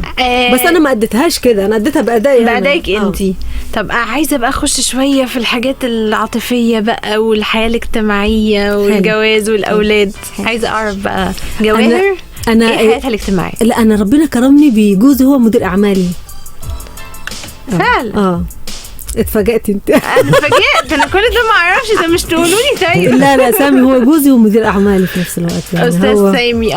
طب والاولاد ده عن حب بقى؟ لا انا عايزه اعرف عند التفاصيل بقى، حب بقى. ايوه معانا مذيعه اكيد طبعا لانه احنا قعدنا نشتغل كتير قوي مع بعض يعني، قعدنا نشتغل كتير قوي، كان مدير اعمالي لسنين يعني، وبعد كده حسينا انه في تفاهم وألفة بيننا، فحبينا بعض. ما اعرفش الحب جه ازاي بصراحه يعني، هو لقينا فجأة كده احنا بنحب بعض يعني. واهم حاجه اهم ما في الموضوع انه في احترام وتفاهم ما بيننا طبعا. هي دي اهم حاجه يعني. ربنا يسعدكم ويديمها دايما يا رب. يا رب. طب والاطفال، انتي كنت بتقولي لي جالك حماده صح؟ محمد ويحيى. يحيى الكبير ولا محمد؟ لا محمد هو الكبير، عمره 11 سنه ويحيى اصغر مني. محمد انتي قررتي حماده لازم انتي طبعا اساسي حماده يعني ما ينفعش عامله اغنيه مكسره الدنيا وما لازم تغني له اغنيه اساسي حماده. ربنا يخليهم لك يا رب. طيب احنا عايزين بقى نعرف من الفنانه جواهر مين الفنان او الفنانه اللي دايما متابعاهم ودايما حريصه انها يعني حتى لو في اي ألبوم زي ما قلنا في الاول تكون موجوده معاهم، ونفسها بقى تكون يعني تعمل ديو معاه او فنان او فنان غير كينج. غير كينج. لا احنا قلنا كينج. انت متابعه سميرة سعيد وكل حاجه، هل انت ممكن تعملي؟ لا على فكره بص انا قلت لك فنانة؟ قلت لك سميرة سعيد ليه؟ لانه سميرة سعيد بتعمل حاجات قريبه من اللي انا بغنيها، فعشان كده طبيعي انك يعني انا من ضمن الناس يعني، بينما بتابع بصراحه بتابعهم كلهم يعني. نفسي اعمل حاجه مع فنانه مثلا. ممكن لو مع فنانه ممكن اختار مثلا كذا واحده عشان ما يزعلوش. لا عادي. لا مفيش حد هيزعل، اصل هم مش هنختلف ان هم مطربين كويسين جدا وما فيش اي اختلاف عليهم، بس في حد كل حد كده ليه في واحده انا بحبها، العرب بتاعتها ممكن تقول الخماسي بارتياح. أصالة صوت جبلي طبعا، صوت جبلي، وبعدين عندها عرب فظيعه. أيوة. يعني لو عملنا انا وهي دي اغنيه يبقى فيها شيء دامج في الخماسي، صدقني هيبقى هي بالستايل الغنى بتاعها وانتي نفس الستايل الغنى بتاعك. هيبقى حلو. انا بحب العرب بتاعتها. الله يخليك. اتفضلي. في الخليج احلام في الخليج احلام، انا بحب احلام قوي برضه يعني. طيب بمناسبة الديو والأغاني، هل ممكن الفنانة جواهر تغير من شكل غناها في أغاني معينة ولا لا أنا واخدة لون متميز خاص بيا؟ هو أنت كفنان لابد من إنه لازم دم جديد عشان حتى يعني ما يحصلش ملل كده. فأنا آخر أغنية عملتها دراما شعبي، كانت جديدة علي أنا، مش ستايلي يعني، حتى لما هنسمعها دلوقتي هتحس إنها فعلا دي مش لون جواهر، بس أنا غنيتها دراما شعبي. هي بتحكي عن المجتمع بتاعنا يعني، فاهم ازاي يعني؟ تمام. حد كل اللي حواليه بيخدعوه، فحياته بقت عبارة عن زنزانة مش أكتر من كده يعني. الحياة عنده بقت لونها غامق قوي يعني، فاهم انت ازاي؟ اللي هم ولا الصحاب نافعين معاه ولا الحبايب، كله بيخدعوا وكله بيجرحوا. وده للأسف يعني حاصل فينا كتير يعني. فحبيت أترجم ده وأعمل أغنية. طب ليه غيرتيها لدراما وحته تانية خالص عكس اغانيكي؟ يعني عكس اغانيكي تماما. اغانيكي كلها فيها حته الفرحه دي طب انا والبهجه. انت عارفه بسبوسه، انا حتى لما مثلا بغني دراما بتحسي انه الدراما بتاعتي فرحانه. ايوه، ما بعرفش اغني الغامي، حتى غامي الغامي بيديكي في فرحه كده، يعني صوتي كده ما اعرفش يعني، فحبيت يعني اغير. طيب بما ان احنا بنتكلم في ان انتي غيرتي لونك مره واحده، مين بقى اللي بيشجع الفنانه جواهر او بتاخد رايه في كل حاجه وفي نفس الوقت بيشجعها ده هيبقى حلو معاكي، لا ده بلاش ابعدي بعيد عنه، بلاش والله دي. طبعا يعني يعني اسرتي بصراحه انا بطوطيه قوي يعني. يعني مثلا اخواتي، مدير اعمالي اللي هو استاذ سامي جوز حضرتك. ما خلاص عرفت المعلومه هتقولها. انا بحب الحاجات دي قوي. مدير اعمالي، ساعات باخد اراء فرقتي جامد، يعني اهم حاجه فرقتي باخد ارائهم. لو في اغنيه انا ساعات بقول لهم مثلا ايه، يعني عندك مثلا اغنيه اثبات ملكيه اختاروها معايا بصراحه، من كذا اغنيه هم اختاروا لي اثبات ملكيه. عندك مثلا اغنيه يا دنيا واخداني برضو اختاروها معايا يعني. احنا هنسمعهم دلوقتي الاثنين ان شاء الله في الفاصل عشان نعرف الناس احنا بنتكلم، لان هم الاثنين كانوا بعد بعض على طول وجداد. طيب مين اللي ممكن لما يقولك حاجه تقولي له لا، يعني قال لك خلاص دي بلاش الاغنيه دي، ما اوعي يا جواهر تعملي الاغنيه دي، خلاص انا مش هعملها؟ مين الحد اللي مدير اعمالي؟ احنا قلنا بقى استاذ سيد. لان هو بيبقى قريب من المجال بتاعنا، فهو فاهم يعني. وخايف عليكي، هو شايف لا يقول لي لا في حب دي كمان لا الاغنيه دي ما تنس. لا هو على فكره بيفصل تماما بين الاداره وبين يعني الحاجات الشغل حاجه والحياه الشخصيه حاجه ثانيه. فبيقول لي لا الاغنيه دي ما تناسبش. وتقتنعي بكلامه خلاص. اقتنع بكلامه، ما فيش نقاش. ساعات لا اقول له لا انا بحاسه، وانا بقعد مع نفسي كده احس ان انا فعلا لا كلامه صح. لا انا خلاص هسمعك. طيب بعد نجاح جواهر كبير ما شاء الله، يمسك الخشب الخشب معايا. لا على فكره انا عملت كده بالصدفه يعني، عشان ما تقولش لا انا على فكره انا ما شفتكيش ان انت عملتي، انا بهزر. فبعد نجاح جواهر في ناس بقى ابتدت تقلدها وابتدت تقلد ستايل. ايوه انا نفسي اعمل والشعر الاغاني والشعر واللوك. فقولي لي بقى كان رد فعلك ايه لما شفتي الكلام ده؟ والله بمنتهى الامانه وبمنتهى الصدق وبمنتهى الصراحه فرحت جدا. ليه؟ لانه انا عن نفسي ما بحبش حد او ما بقلدوش خالص. فحسيت انهم بيحبوني قوي، بس هم لو عايزين يستمروا في المجال ده، لو عايزين يبقوا مثلا نسخه من جواهر، ده حاجه ثانيه، ده حاجه تبسطني انا شخصيا. انما لو هم عايزين يبقوا مطربين فعلا ويشقوا طريقهم، يقلعوا عبايه جواهر وهم شخصيتهم. لان طول الوقت هيتقال عليهم انت اللي بتقلدي جواهر، مش هيتقال اساميهم خالص. يعني اللي بيقلد حد اكيد ما بيتعرفش على قد ما الحد اللي هو بيقلده، هو انت كده بتزود نجاح الشخص اللي انت بتقلده. طبعا. ما تعرف لدرجه بدون قطع كلامي، بس مش هقول مين هي عشان ايوه لا انا عايزه في واحده كان لا عشان في واحده بتعمل نفس تسريحتي ونفس شكلي ونفس الغنى وكل حاجه، حتى نفس الميك اب ونفس الوقف على الستيج وكل حاجه. ده كل حاجه ده في الفصل دي ايه ممكن. بقى لفتره كده هي عامله نفس اللوك بس ما بتغنيش غنايه، فانا قلت لها ما بتغنيش غنايه ليه؟ يعني ده اللي ناقص عادي. لا هي كانت بتغني وفجاه وقفت. فانا قلت لها طب انت ليه ما بتغنيش غنايه؟ يعني عاجبني انها تغني لي يعني. ده مش ده عشان بس مش بيضايقك ان حد يقلدك او كده خالص؟ بالعكس. ليه؟ لانه انا في بداياتي ما كانش عندي الامكانيات انه ممكن انتج يعني، فاهمه؟ فكنت بغني غنى الناس. يعني انا مثلا لو انت مطربه في حاجه عجبتني عندك او تناسبني كنت بغنيها. فلما حد يغني غنايه ابدا ما بتضايقش ابدا، بالعكس ببقى سعيده جدا. طب الاشاعات اللي بتطلع مني، احنا قلنا ان قبل كده طلع اشاعات كتير، بتضايقك؟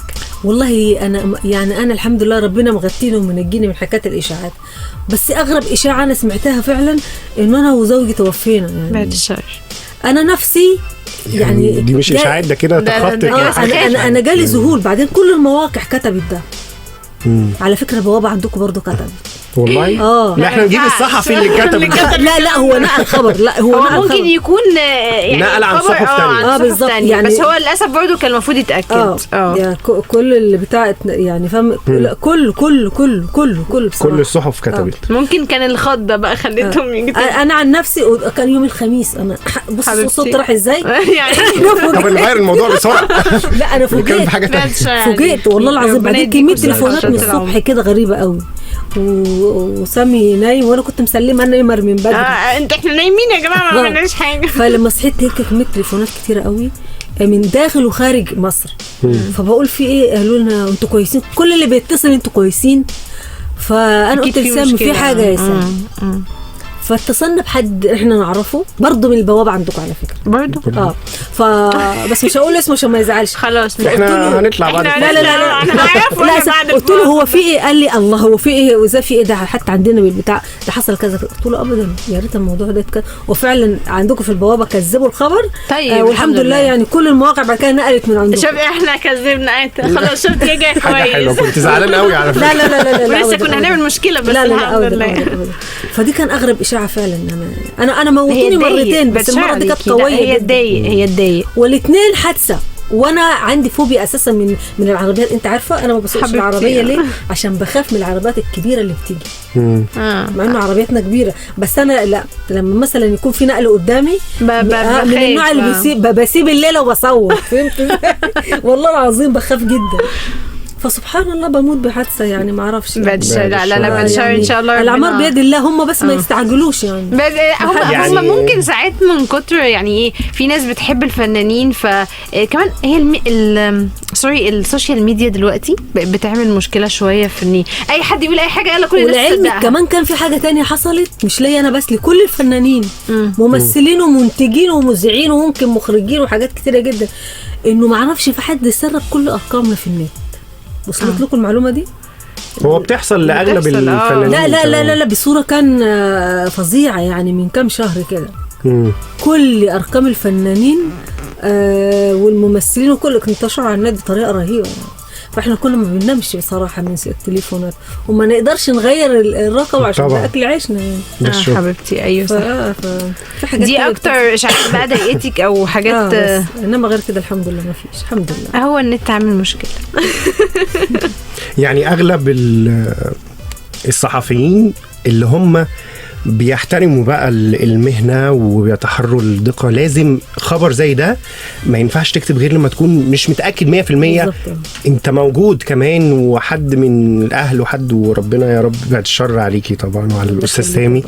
ولكن الأخبار دي من الأخبار اللي بتضايق الناس وبتضايق أكيد لما حد يقرأ خبر يعني مش عايز أقول صراحة لا يعني تخيل إنه حد مش حتى لو مش أنا يعني تخيل أي حد طلعت على إشاعة زي كده والدته سمعت أو والده سمع بتعمل مشاكل فعلا. في ناس ممكن في ناس اساسا قلبهم بيبقى ضعيف ما بيتحملوش يعني الاعمار بيد الله. بس واغلب الفنانين بيتعرضوا للخبر ده للاسف يعني مش انت بس يا جواري يعني اغلب الفنانين برضو بيتضايقوا من الموضوع ده يقولوا احنا عندنا الاشاعات تطلع علينا عادي قصه حب جواز طلاق لكن يوصل لمرحله لوفاه ده يعني تخطى بقى مرحله الشائعات ده كده يعني ده هيتحاسب اكيد ده كده ده خلص جاب من الاخر هيتحاسب.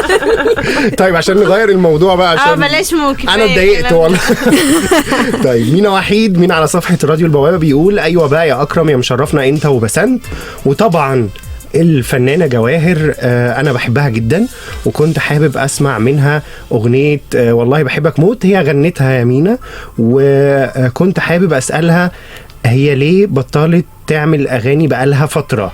هو احنا لسه بنتكلم عن الجديد اهو يا مينا وان شاء الله يعني وهي بس كانت راجعه بقوه بس شويه وميرسي ليك يا مينا. انا بشكرك ومتشكره على سؤالك عليا وان شاء الله يا مينا اسمع بقى الاغنيتين الجداد اللي احنا عاملينهم هتسمعهم كمان شويه ان شاء الله ومش هغيب عنكم ان شاء الله يا مينا باذن الله يعني ان شاء الله. طيب في كمان محمد الكاشف مساء الخير عليكم احلى بسنت واحلى اكرم ومساء الخير على الفنانه الجميله جواهر. الحلقه جميله جدا واحب اقول للفنانه جواهر انها فعلا فنانه جميله ومبدعه وتحياتي لروحها الجميله ودمها الخفيف وصوتها الرائع. عايز اسال الفنانه هل ممكن نسمع اغنيه سوداني جديده؟ طبعا محمد الاول محمد طالما هو محمد الكاشف شكله يعني بي يعني الكاشف دي في السودان، الاسم ده في السودان بيبقى متوفر. ماشي بيبقى نغني محمد بنغني أغنية. محمد المعنى كاتب لنا السؤال يعني. والله العظيم يعني هو كتب السؤال اللي هو شفتي بيقول هو مش ايوه عارف يقول. هو من كتر الحب اللي هو كتب لنا السؤال. نسمع أغنية سودانية طيب عشان خاطر طب انا عايزه اعرف الاول الكشف كان ان هي معناها ايه؟ لا الكاشف ده اسم يعني في السودان منتشر قوي. منتشر طيب. يعني زي هو مثلا شكله من يعني زي مثلا هنا الجيار. الجيار دي ما بتتقالش في اي حته الا في مصر مثلا. فهماكي. فاهمه انت قصدي. انا الجيار ليه؟ عشان انا عيلتي يعني فيها الجيار يعني. اخدت الحته دي. طب انا عايزين نسمع لمحمد اغنيه سوداني يعني. ده طلب يعني. بصي هو كان محرج يقولوا صح. ولا هو كتب لي خبط علينا اقول انا عارف. طب تسمع ايه طيب يا محمد؟ يعني بيقولك اللي انت عايزاه يعني. هو اي حاجه منك اكيد حلوه. طيب. في اغنيه اسمها اول اغنيه غنيتها اللي هي حكايه غريبه. يلا بينا. ظهرت لي بعد المحنة وانا عارف قلبك احنى. لا لا لا لا لا لا لا لا لا احلى غرام انا وانت كنا. يا احلى غرام انا وانت كنا. ولها الصد لها المظنة حكاية غريبة تنسى المودة تنسى الريت وبالصد بتبدأ. شفت الويل وسهر الليالي شفت الويل وسهر الليالي. لا يا جميل غيرت حالي. لا لا لا لا لا لا لا لا لا ذكرك دايما في خيالي. بعادك عني زاد انشغالي. حكاية غريبة تنسى المودة تنسى الريت وبالصد بتبدأ. حبيبتي جميلة. اهداء اهو لمحمد الكاشف يعني عشان مش حاربينك من حاجه يا محمد. طيب في بقى غير محمد عشان ده مسج مبعوث بقاله 3 ايام. محمد عمر حابب يسمع بحبك موت وبيقول لك مبسوط جدا ان هو بيسمعك النهارده يعني. الجزء بقى اسمه محمد مش كده؟ ايوه طبعا. في الدنيا ماليش غير ميدك حبيبي وروحي في ايده. ولو عدى ومر الشارع كل الحلوين يتلموا. احلى الحلوين يا حمو محمد ميدو. حمو حمو حمو اموت في خفة دمه. حمو بحبه وهو نسيني وعذابي انا اسمه همه. وده محمد ميدو. حمو يا حمو يا حمو. يلا يا بختك يعني يا محمد يا عمر. دي جديدة. دي جزء من يعني غنيت لك أغنية جديدة يا محمد. ومحمد عمر اسمه. أيوة محمد عمر يعني محدش قدك بقى. الحصري عشانك كده. طيب كنت حابب أسألك برضو انت قاعدة في البيت تتفرجي على التلفزيون وبتتابعي الأخبار. هل انت شايفه الوضع في مصر دلوقتي والاعلاميين يعني بدون الدخول في السياسه قوي عشان انا مش حابب برضو انقلك للسياسه. فهل انت شايف عادي؟ لا يلا بينا.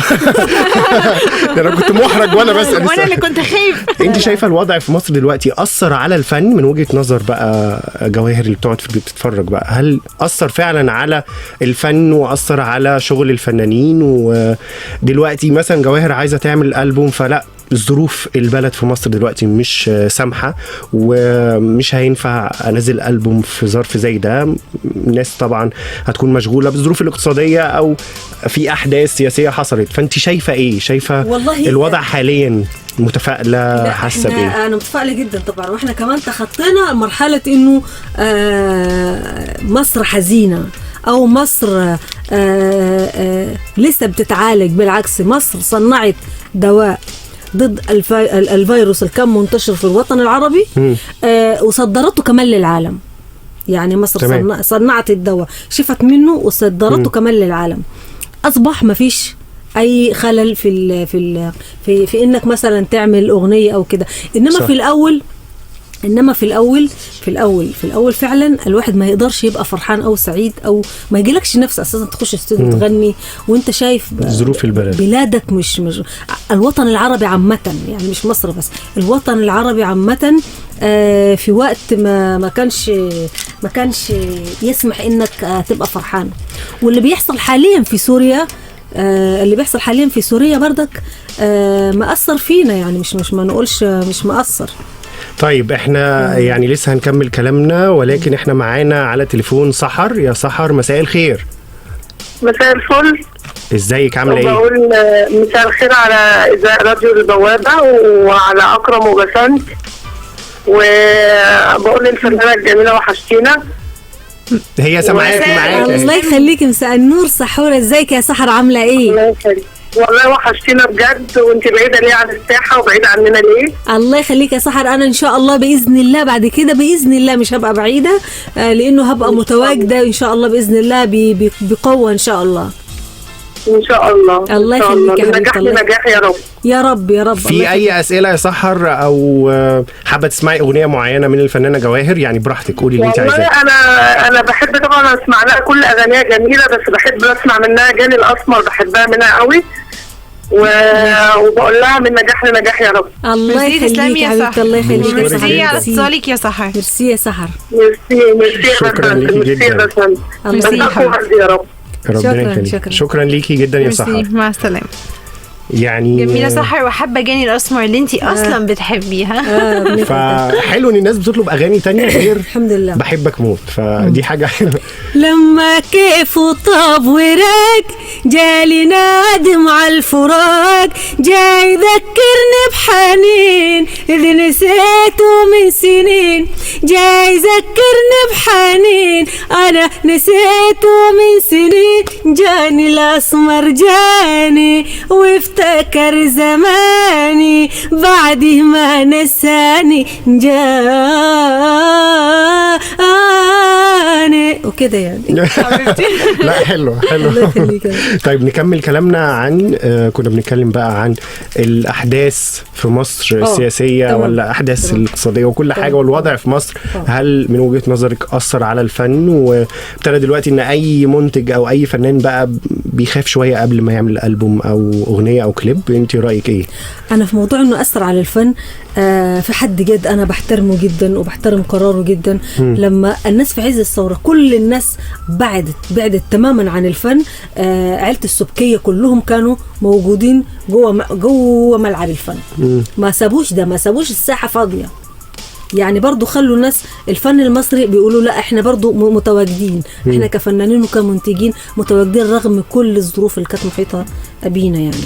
فبحييهم بصراحة لموقفهم ده، بغض النظر ان انا بختلف او اتفق مع حاجات معينة ممكن ما تعجبنيش او تعجبني، ده موضوع تاني. انما هم كإنتاج بصراحة وقفوا وقفة رجالة فعلا، ده فنيا يعني. تمام.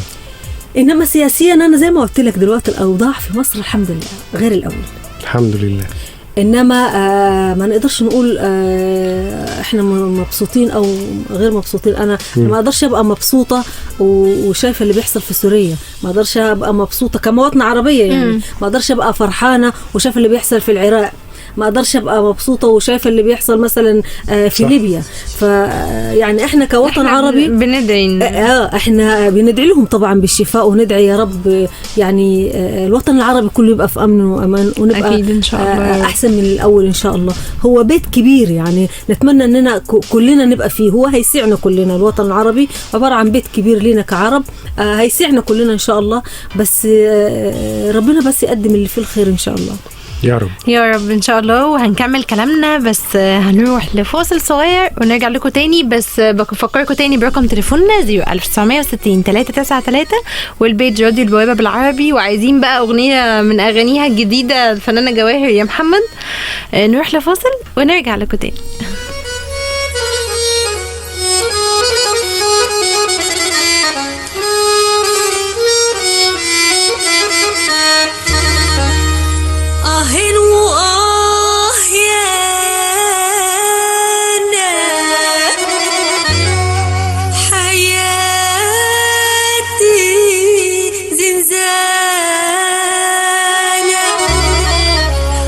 حيطان سودا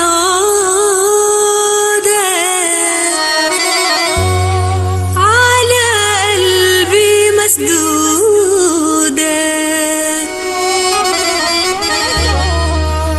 نهاري زي الليل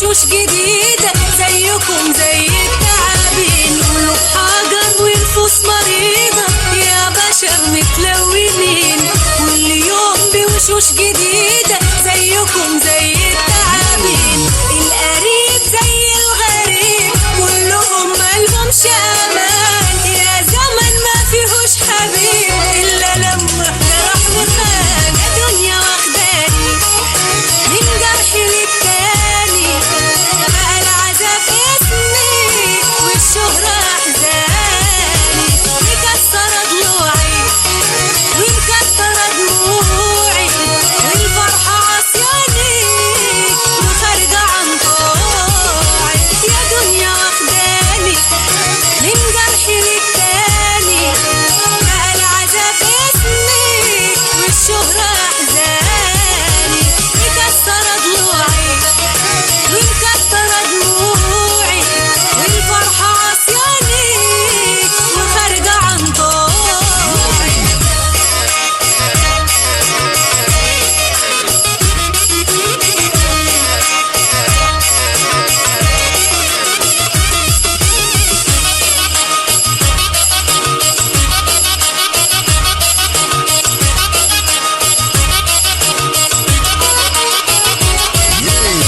عالصحاب ولا الحبايب يا زمن يلا السلامة، جرحهم في القلب سايب من زمان أكبر علامة، عالصحاب ولا الحبايب يا زمن يلا السلامة، جرحهم في القلب سايب من زمان أكبر علامة، مين معايا ومين عليا، مين عدوي ومين في صفي، قلبي على آخره وعليا دمعها ما بقاش مكفي، يا دنيا واخداني من جرح للتاني، بقى العذاب اسمي والشهرة احزاني، مكسرة ضلوعي ومكسرة دموعي، والفرحة عصياني وخارجة عن طوعي، يا دنيا واخداني من جرح للتاني، بقى العذاب اسمي والشهرة احزاني، مكسرة ضلوعي ومكسرة دموعي، والفرحة عصياني وخارجة عن طوعي.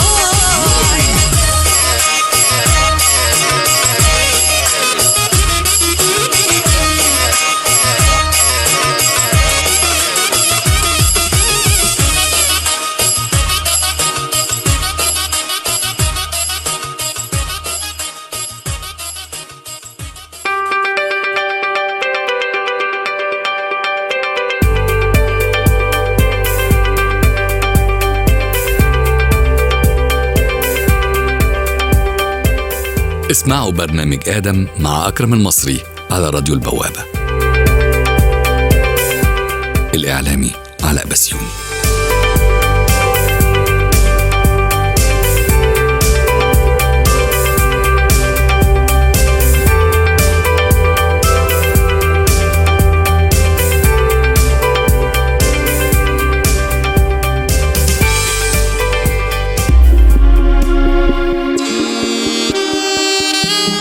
معاناة البنات كل يوم. مش عارفة ألبس إيه بكرة وأنا رايحة الجامعة. طيب أحط مونيكير ولا أعمل فرنش؟ فاشونيستا. أرسم حواجبي ولا أحط كحل؟ لا لا لا لا، الكحل مش بيليق عليا. إيه ده؟ أنا كمان عندي فرح آخر الأسبوع. فاشونيستا. بفكر ألبس فستان طويل بس القصير شكله بيبقى أحلى عليا. طيب بالنسبة للميك اب أحط فاونديشن ولا باودر؟ طيب ما أحط الاتنين مع بعض. فاشونيستا. وكمان هرسم عيني بالايلاين. لا هحط ماسكارا. يا بقى انا زهقت من الحيره اللي انا فيها دي، ما بقتش عارفه اعمل ايه. اسمعوا فاشونيستا وهي هتقول لكم تعملوا ايه. فاشونيستا مع بسنت خالد كل يوم خميس الساعه 6 مساء. فاشونيستا على راديو البوابه. على راديو البوابه. فاشونيستا.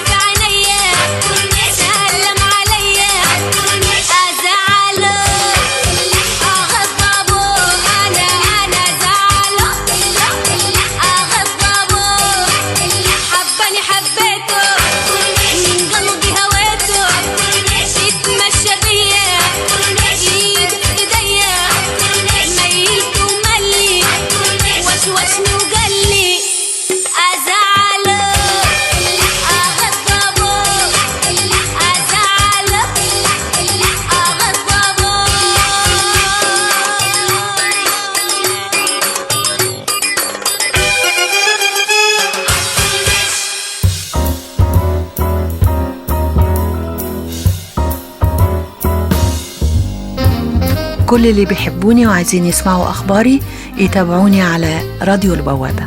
وفاء سالم.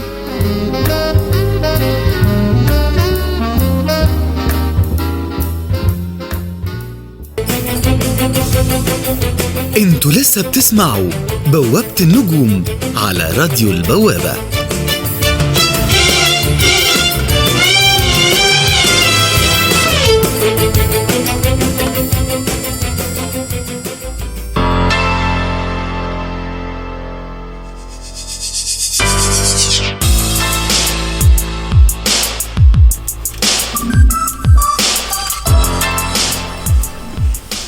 لسه مكملين معاكم في برنامج بوابة النجوم. لسه معاكم أكرم المصري، وأكيد طالما أكرم المصري في بوابة النجوم يبقى معاه بسنت خالد. اللي هو كده يعني اللي هو غلبانة يقول لك طالما أكرم يبقى معانا بسنت. قاعدة معايا في الاستوديو، أكيد منوراك أنا الأول، واكيد منورانا الفنانه جواهر كاني ما سمعتش حاجه. ماشي يا أكرم. ومهندس الصوت اكيد محمد الكاشف. ولسه يعني بنكمل اسئلتنا بقى وكلامنا مع الفنانه الجميله اللي الوقت بيجري معاها بسرعه، الفنانه جواهر. ويعني نفسنا تغني كتير لان انا يعني يا جماعه الصوت هنا اصلا مختلف بجد، واحنا عادي يعني نعملكم كلكم معانا هنا. يا ريت والله العظيم. بس هم تسمع صوتها انا حاسه بيهم بقلبي، يعني حاسه بيهم. انت جميله الله يخليك. طيب احنا عايزين نعرف بقى من الفنانه جواهر الجديد في اللي جاي بقى عند الفنانه جواهر. اغاني جديده، في كليب قريب. احنا قلنا في مسلسل مسلسل قلنا في رمضان، كان المفروض رمضان فات وتأجل. طيب في ايه تاني جديد؟ قولي لنا بقى كده وفضفضي يعني احكي لنا كل حاجه. هو ان شاء الله باذن الله يعني هعمل بعد كده يعني كمان اسبوع كده هقعد مع الشاعر وكده ونشوف هنعمل ايه. ان شاء الله ربنا يكرمنا باغنيه باوديو يكون قوي وانزله ان شاء الله. يعني مجرد ما الاوديو يخلص على طول هصوره ان شاء الله. يعني لسه ما فيش حاجه تمام، بس لسه ما فيش حاجه معروفه يعني لسه هنشوف ان شاء الله قريب باذن الله. بس انا زي ما قلت لكم في الاول انه خلاص انا خدت قرار انه مثلا ما غيبش اكتر من 5 شهور وانزل بكليب جديد كده احسن يعني. انت شايفه ان ده هو هيكون افضل في الفتره اللي جايه؟ طبعا. طيب احنا هنكمل كلامنا مع الفنانه الجميله جواهر، ولكن احنا بس قبل ما اخلص طبعا ان شاء الله باذن الله انا عندي في الفالنتاينز في حفله هتتعمل في امريكا ان شاء الله. ان شاء الله. وفي احنا ما خلصنا على فكره. وفي يعني في شهر 12 هسافر ان شاء الله في حفله هعملها مهرجان في السودان. بس يعني طيب. كنا هنقول كل ده عادي جدا. طيب احنا معانا اللي انا يعني قطعت بيه، كان معانا تليفون ما كناش خلصنا. معانا تليفون من الاستاذ هشام الحلفاوي. يا استاذ هشام مساء الخير. السلام عليكم ورحمه الله وبركاته. وعليكم السلام ورحمه الله. استاذ هشام ازيك؟ كله تمام الحمد لله. انا اولا دي اول مره يعني اتشرف بيك من خلال الصوت، واول مره اسمع برنامج لان طبعا انا مش متابع كويس. يعني ده شرف لينا والله، شرف لينا يا استاذ هشام. الله يخليك جدا. ربنا يخليك يا استاذ هشام. سلامي للنجمه اللي معاك والزميله الاخت بسنت. هي سامعاك. الله يخليك حضرتك استاذ هشام. الله يخليك. انا ليا يعني انا هتكلم في جزئين صغيرين كده بس يعني ايه تستحملني بقى. لا معاك خالص.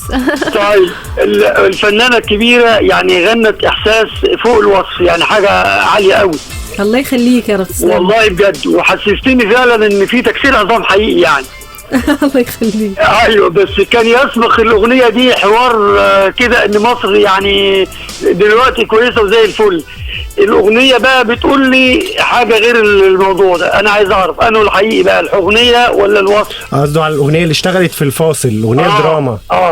احنا قبل كلامنا كنا بنتكلم عن الوضع الحالي في مصر، وقلتي لا انا شايفه مصر كويسه وان احنا ننتج عادي اغاني ونعمل اغاني. لا دي اغنيه لا دي اغنيه استاذ هشام انا عملتها اغنيه شعبي، شعب دراما شعبي، دراما اجتماعيه. فانا حتى صرحت عنها قبل الموضوع. بس هو ركبنا احنا على اللي بيحصل في الشارع المصري وفي الوطن العربي عامه. اغنيتك والله عبرت عن كل التكسير اللي احنا فيه. الله يخليك يا رب. الله يخليك. يعني بقى عشان كده انا حسيت بيها وقلت لازم اتصل دلوقتي فعلا اقول لك يعني برافو برافو برافو. الله يخليك يا رب، الله يخليك. واسعدتيني وانت مع نجم طبعا، يعني ربنا يبارك لنا فيه برضه، يبقى كبير ويبقى نجم كبير زيك برضه ان شاء الله في الاعلام، وزميله اخته سنتي ان شاء الله. ربنا يخليك يا استاذ هشام. ربنا يحفظك حبيبي، ربنا يحفظك. في اي سؤال حابب تساله للفنانه جواهر يا استاذ هشام؟ والله انا يعني بصراحه انا اقول لها يعني زيدينا وخليكي في الاحساس الراقي ده، وفعلا هنستفيد من صوتك العالي ده واحساسك الحلو ده واغانيك الحلوه بحقيقي والله. الله يخليك، الله يخليك. انا اشكرك على كلامك الجميل. يعني لو منك كده كتير يبقى احنا ودنا هتبقى نظيفه على طول ان شاء الله. الله يخليك، الله يخليك ان شاء الله. شكرا لحضرتك. وهتساعدينا بقى. انت قلت السك، لا احنا عايزين نعلى عن السك، احنا عايزين الحاجه الحلوه بتاعتك ان شاء الله باذن الله. ان شاء الله ربنا يسعد ايامك ودايما نشوفك بخير دايما يا رب. الله يخليك، الله يخليك. شكرا لك. مبسوطين بمداخلتك جدا يا استاذ هشام. الله يسعدك حبيبي، الله يسعدك. شكرا لحضرتك جدا. شكرا ليك، شكرا. مع الف سلامه. مع السلامه. استاذ هشام من الناس الجميله، ادانا طاقه ايجابيه. بالظبط. دعوته حلوه. يعني كلامه جميل، اكيد بنشكره عليه. وهو طبعاً. يعني بيقول لك يا ريت يكون في جواهر كتير زيك ان عشان شاء الله، ان شاء الله. نسمع اكيد فن. اكيد اكيد اكيد. طيب احنا نكمل بقى كلامنا، ما نسيتش اهو. نكمل كلامنا عن الجديد عن الفنانه جواهر. وقلت في حفله في السودان، وفي حفله في شهر 12 هتتعمل ان شاء الله قريب، يعني في شهر 12 تقريبا 7 أو 8 يوم 7 أو يوم 8 يعني. تمام. مهرجان في السودان. وفي اللي هي في الفالنتاينز ان شاء الله في امريكا ان شاء الله باذن الله. ربنا يكرم يا رب. ان شاء الله بالتوفيق يا رب. ناجحه ان شاء الله يعني. ان شاء الله. طيب هل بمناسبة ترامب بيجعل كلامنا خفيف وظريف عليه؟ هو مين بقى؟ في حد معين بتوجه له الكلام ده؟ لا ابدا. لا ربنا يجعل كلامنا خفيف والحفلتين يكملوا يا ان شاء الله. لا على كده فهمت. ان شاء الله. مش معقوله كل شويه نمسك الخشب يا اكرم، مش اسلوب. بمناسبة كلامك عن السودان، هل انت بتسافري بقى السودان كل فترة كده، ولا ممكن تقعدي وقت طويل مثلا استقريتي في مصر والبيت والعيلة بقى والأولاد؟ وانا طبعا زي ما قلت لك يعني نص اسرتي هنا والنص الثاني في السودان. فيا انا بسافر لهم يا هم بيجوا لي، بس انا طبعا بحكم عملي فمستقرة هنا، وطبعا يعني اسرتي وكده والبيت فمستقرة هنا. انما بروح السودان، بروح زيارات ساعات، وساعات بروح شغل كمان يعني. طيب بغض النظر عن الاغاني بقى للناس في البيت، محمد مثلا ما بيجيش يقول لك يا ماما غني لي، حد استاذ سامي يقول لك مثلا انا عايزك تدندني شويه، نستغلها بقى. هو سامي في اغنيه يعني زمان انا يعني متضايق موده مش حلو، لا هو بيحب اغنيه معينه. هو موجود معانا بالمناسبه في الاستوديو. في اغنيه انا كنت بغنيها في الافراح النوبيه اللي هي بكره تقولي. انا بغنيها هو بيغنيها معايا على طول يعني. احنا عايزين نسمعها دي. طيب نسمع بقى، يلا نسمع بعد كده نكمل الحكايه يعني. بكرة يجوني وتسألوني عن حبيبي وعن غرامي، مالكم بينا، مالكم كده يا عوازل، مالكم بينا، مالكم كده يا عوازل. قالوا جفا أنا بحبه، قالوا جفا أنا بحبه، رغمي بعده رغمي صده. مالكم بينا، مالكم كده يا عوازل. فكنا انا حبيتها كمان. فكنا بندندنها. الاستاذ سامي موجود معانا في الاستوديو، اكيد مبسوط بقى. كنا بندندنها مثلا، بيبقى مثلا ايام ما كنت انا يعني كنت شغاله في الافراح النوبيه مثلا، ايام مثلا نبقى مثلا طالعين من نادي الجزيره رايحين مثلا الهرم او رايحين المعادي او الاماكن اللي بتتعمل فيها الافراح النوبيه، فمن الاوردر للاوردر بنحب نغنيها واحنا ماشيين بالعربيه. طب ومحمد، طب استاذ سامي كده واخد كل الاغاني، مفيش محمد، مفيش يحيى، يعني مفيش محمد ويحيى ما بيطلبوش يا ماما غني لنا شويه ولا ايه؟ هو يحيى بيحب يسمع اغاني كده ساعات وساعات يعني، ليه مود معاه. انما محمد موده غريب جدا يعني، يا غربي قوي يا شعبي قوي. اللي هو مفيش، اللي هو مهرجانات بقى. بس انا كل اغاني المهرجانات بسمعها منه. طب قولي لنا اعمارهم برضو محمد. قالت محمد 11. انا مره كنت في المطبخ، انا بحب المطبخ قوي على فكره. الله احنا كمان بنحبه على فكره. أنا اكل وأكرم سوداني ولا اكل مصري؟ لا اكل عادي. انا واكرم بنتخن بالاكل. استاذ سامي بيحب انهي اكل بتعملي له برضه اكلات من السودان كده مختلفه ولا عشان الاكل عشان المصري؟ انا اكلتي في السودان المفضله الويكا، فانا دي بحب اعملها كتير قوي. ايه ده انا عايزه اعرف بتعملوها ازاي؟ الويكا دي اللي هي الباميه طريقه عمل الويكا مع الفنانه جواهر. الباميه مجففه مسحونه قوي. ايوه عارفاها انا بحبها قوي. ايوه طب خلاص النبي تعالوا وانا اعملها لك، بس احنا بنعملها باللقمه، حاجه اسمها لقمه عصيده. يعني ايه؟ بصي طب ما احنا نعرف بقى، ما تقعدوا مع بعض بعد الحلقه. بعد الحلقه ماشي. ايه ده؟ لا الناس كلها عايزه تعرف. لا قولي لنا. طب بصي الويكا المجففه دي الويكا الصعيد العادي دي، بس احنا بنسحنها، بتبقى مجففه وبنسحنها جامد جدا.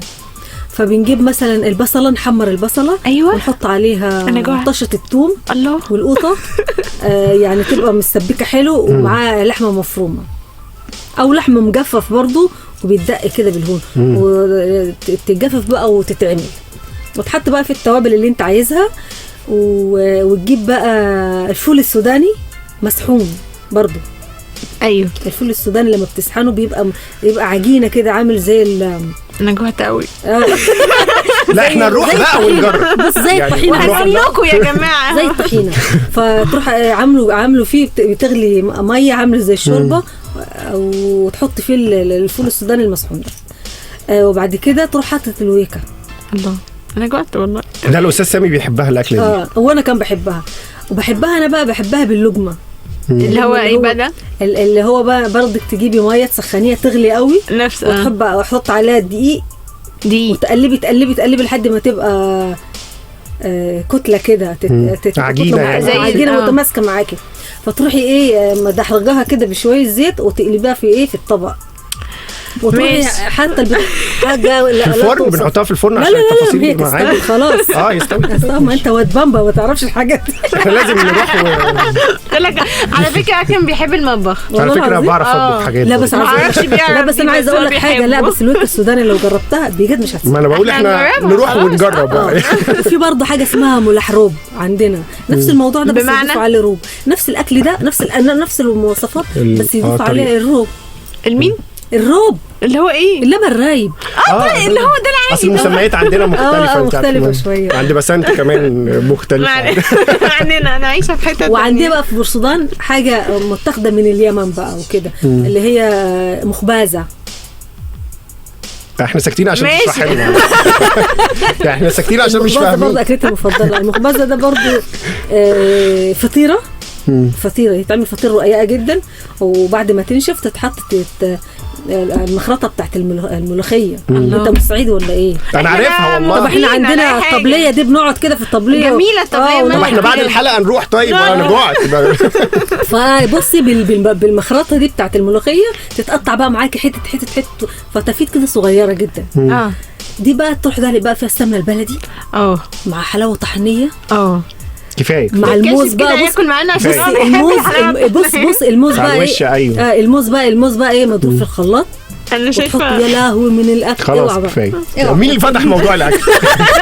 احنا ايه اللي كده يعني نخلص الحلقه وناكل على طول. طيب يعني عشان احنا جوعنا وكده فمش هنقدر نسال دلوقتي، فنسمع بقى حاجه من جواهر. ايه بقى نسمع؟ حابه تغني لنا ايه بقى؟ حاجه احنا غنينا حاجه من الجديد. في حاجه تانية ممكن تغنيها لنا حصري اغنيه، ولا هي كانت ميدو اغنيه محمد ميدو؟ اغني لكم حته صغيره من اغنيه اثبات ملكيه، وانتوا كده كده هتنزلوها صح؟ ماشي موافقين. اللي هي بتقول اللي تفكيرها يوديها انها تبص له بعينيها، ولا اقلب الدنيا عليها مش هتبقى سنه معديه، بقى ليا وبقى ملك ايديا ومعايا اثبات ملكيه، اخترته من بين الكره الارضيه بارادته وبكامل قوى العقليه. يعني الاغنيه دي موجهه للاستاذ سامي. الاغنيه دي معموله للافراح لا هي جميله على فكره. الله يخليك. ولا وعجبتني ان لو حد جه جنبه يصيب عينيها ولا اقلب الدنيا عليها ومش هتبقى سنه معديه. طب في اغنيه من اغانيكي بتحسي ان هي موجهه للاستاذ سامي بقى كده خاصه ليه؟ لا انا ما عملتش اغنيه خاصه، بس انا يعني لا من اغانيكي اللي هو حاسه ان هي لايقه عليه يعني.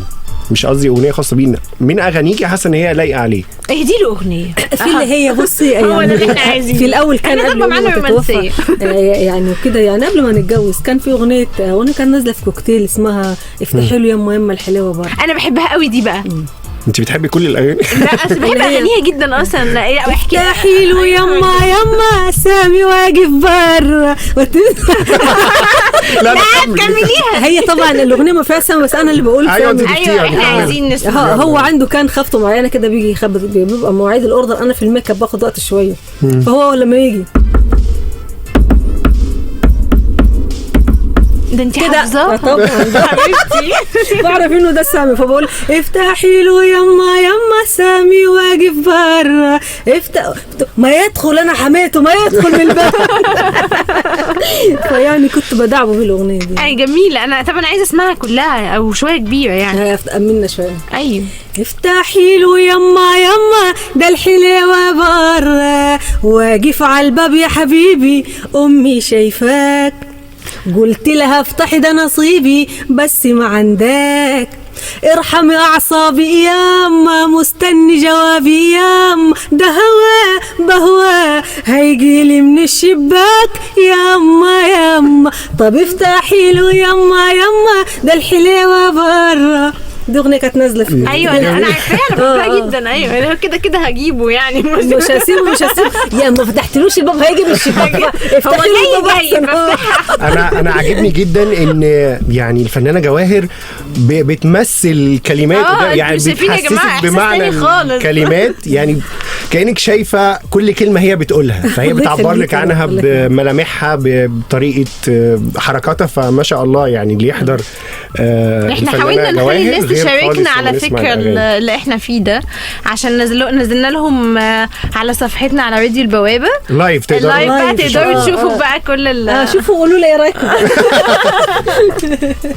طيب يعني عشان الوقت الحلو دايما بيجري بسرعه للاسف، ويعني كان نفسنا نسمع اغاني كتير قوي. انا انبسطت جدا. احنا يعني نفسنا نقعد هنا بقى ونبيت خلاص. يعني وانا انبسطت يمكن لاول مره اقابلها شخصيا. انا بحب اغانيها، لكن لما بسمع صوتها قدامي ده حاجة مختلفة أكيد وأحلى بكتير، ومش مجاملة والله، بس فعلا حاجة فيها بهجة كده وحاجة حلوة جدا.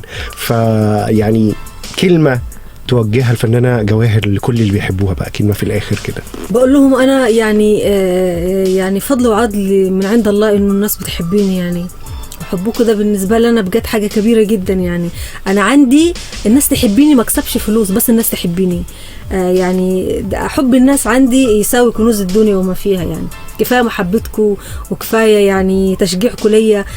يا رب أبقى دايما كده عند حسن ظنكم. يعني أنا دايما ببقى حريصة، حتى ما غنيش كلام يعني كلمات ركيكة عشان ودنكم ما تتلوثش مني. وببقى حريصة جدا إزاي أختار أغنية ممكن تبسطكم. ما بحبش أميل للنكت عشان أخليكم تبقوا مبسوطين وفرحانين. ما اعرفش اقول ايه، يعني مش قادره اعبر. يعني انا بحبكم جدا وسعيده انه الناس بتحبيني، ويعني فضل وعدل من عند الله. يعني فعلا كل الناس بتحبك، انت جميله جدا واي حد يشوفك او يتعامل معاكي يحبك بغض النظر عن انك فنانه جميله وصوتك حلو. مبسوطه ان انت كنتي معانا النهارده. نورتنا يا اكرم. شكرا والله. يبقى انا كمان بشكرها جدا، ويعني من الحلقات اللي انا مبسوط بيها قوي، وحلقه يعني الوقت حلقه فيها مميزه بجد، جري بسرعه جدا، انبسطنا جدا فيها يعني. فبنشكرك جدا. وانا بشكركم وبشكر طبعا اسره البرنامج كلهم بصراحه، يعني اسره مشرفه جدا يعني. وكمان البوابه اساسا يعني واجهه اعلاميه مشرفه للوطن العربي فعلا. يعني انا دايما لما ببقى في حدث ليا والله بامانه يعني بصراحه مش كلام بس، ببقى حدث يعني مثلا في حدث ليا وعايزاه يبان قوي او عايزه كل المواقع تنقل منه، بتصل باي حد من البوابه بامانه ربنا. انا عندي كذا ده كذا شرف كذا. لينا. ده شرف لينا بجد. انتوا يعني واجهه مشرفه للوطن العربي كله. يعني تسلمي وميرسي لذوقك ونورتينا، وكانت حلقه حلوه وصحيح. نشكرها طبعا المره الثانيه والثالثه. ان انت نورتينا النهارده بجد وكنتي معانا. ويا جماعه استنونا، يا رب نكون ما ضايقناكوش يعني. يا رب ان شاء الله. نشكر كل اللي اتصلوا بينا النهارده، وكل الناس اللي حاولت تخش معاهم مداخله وما عرفتش طبعا بنعتذرها، بس كل الناس احنا حاولنا على قد ما نقدر بندخل كل المداخلات، وكل الناس اللي كتبوا على صفحه راديو البوابه نيوز كمان بنشكرهم جدا. وبشكر اكيد مهندس الصوت محمد الكاشف، يعني اكيد مهندس الصوت جندي مجهول بيبقى ورا الاحداث، دوره مهم جدا ان هو يطلع الحلقه بشكل كويس وصوتنا يكون واضح وكل حاجه تمام. بشكر بسنت خالد زميلتي في اهلا وسهلا في البرنامج، هي معايا قاعده جنبي يعني، فبشكرها جدا. وبشكر للمره الاخيره الفنانه الجميله جواهر، نورتينا وبجد كنا مبسوطين قوي معاكي النهارده، وحلقه دمها خفيف، ومن الفنانات اللي بتتكلم بطبيعتها من قلبها، بتتكلم بصراحه، فزي ما قلت في بدايه الحلقه بيطلع من قلب بيوصل للقلب على طول، فبنشكرك جدا. انا بشكرك واتمنى يا رب الامن والامان للوطن العربي كله ان شاء الله يا رب، يا رب. الله. يا رب. يعني ربنا يشفي كل جريح وربنا يصبر كل ام شهيد، يعني اتمنى من الله انه الوطن العربي فعلا يتعافى تماما من جروحه، واتمنى الامن والامان للوطن العربي يا رب. امين يا رب. ونورتينا تاني، واستنونا يا جماعه في حلقه جديده من برنامج بوابه النجوم مع بسنت خالد واكرم المصري. استنونا بقى الثلاث الجايه يا جماعه ان شاء الله.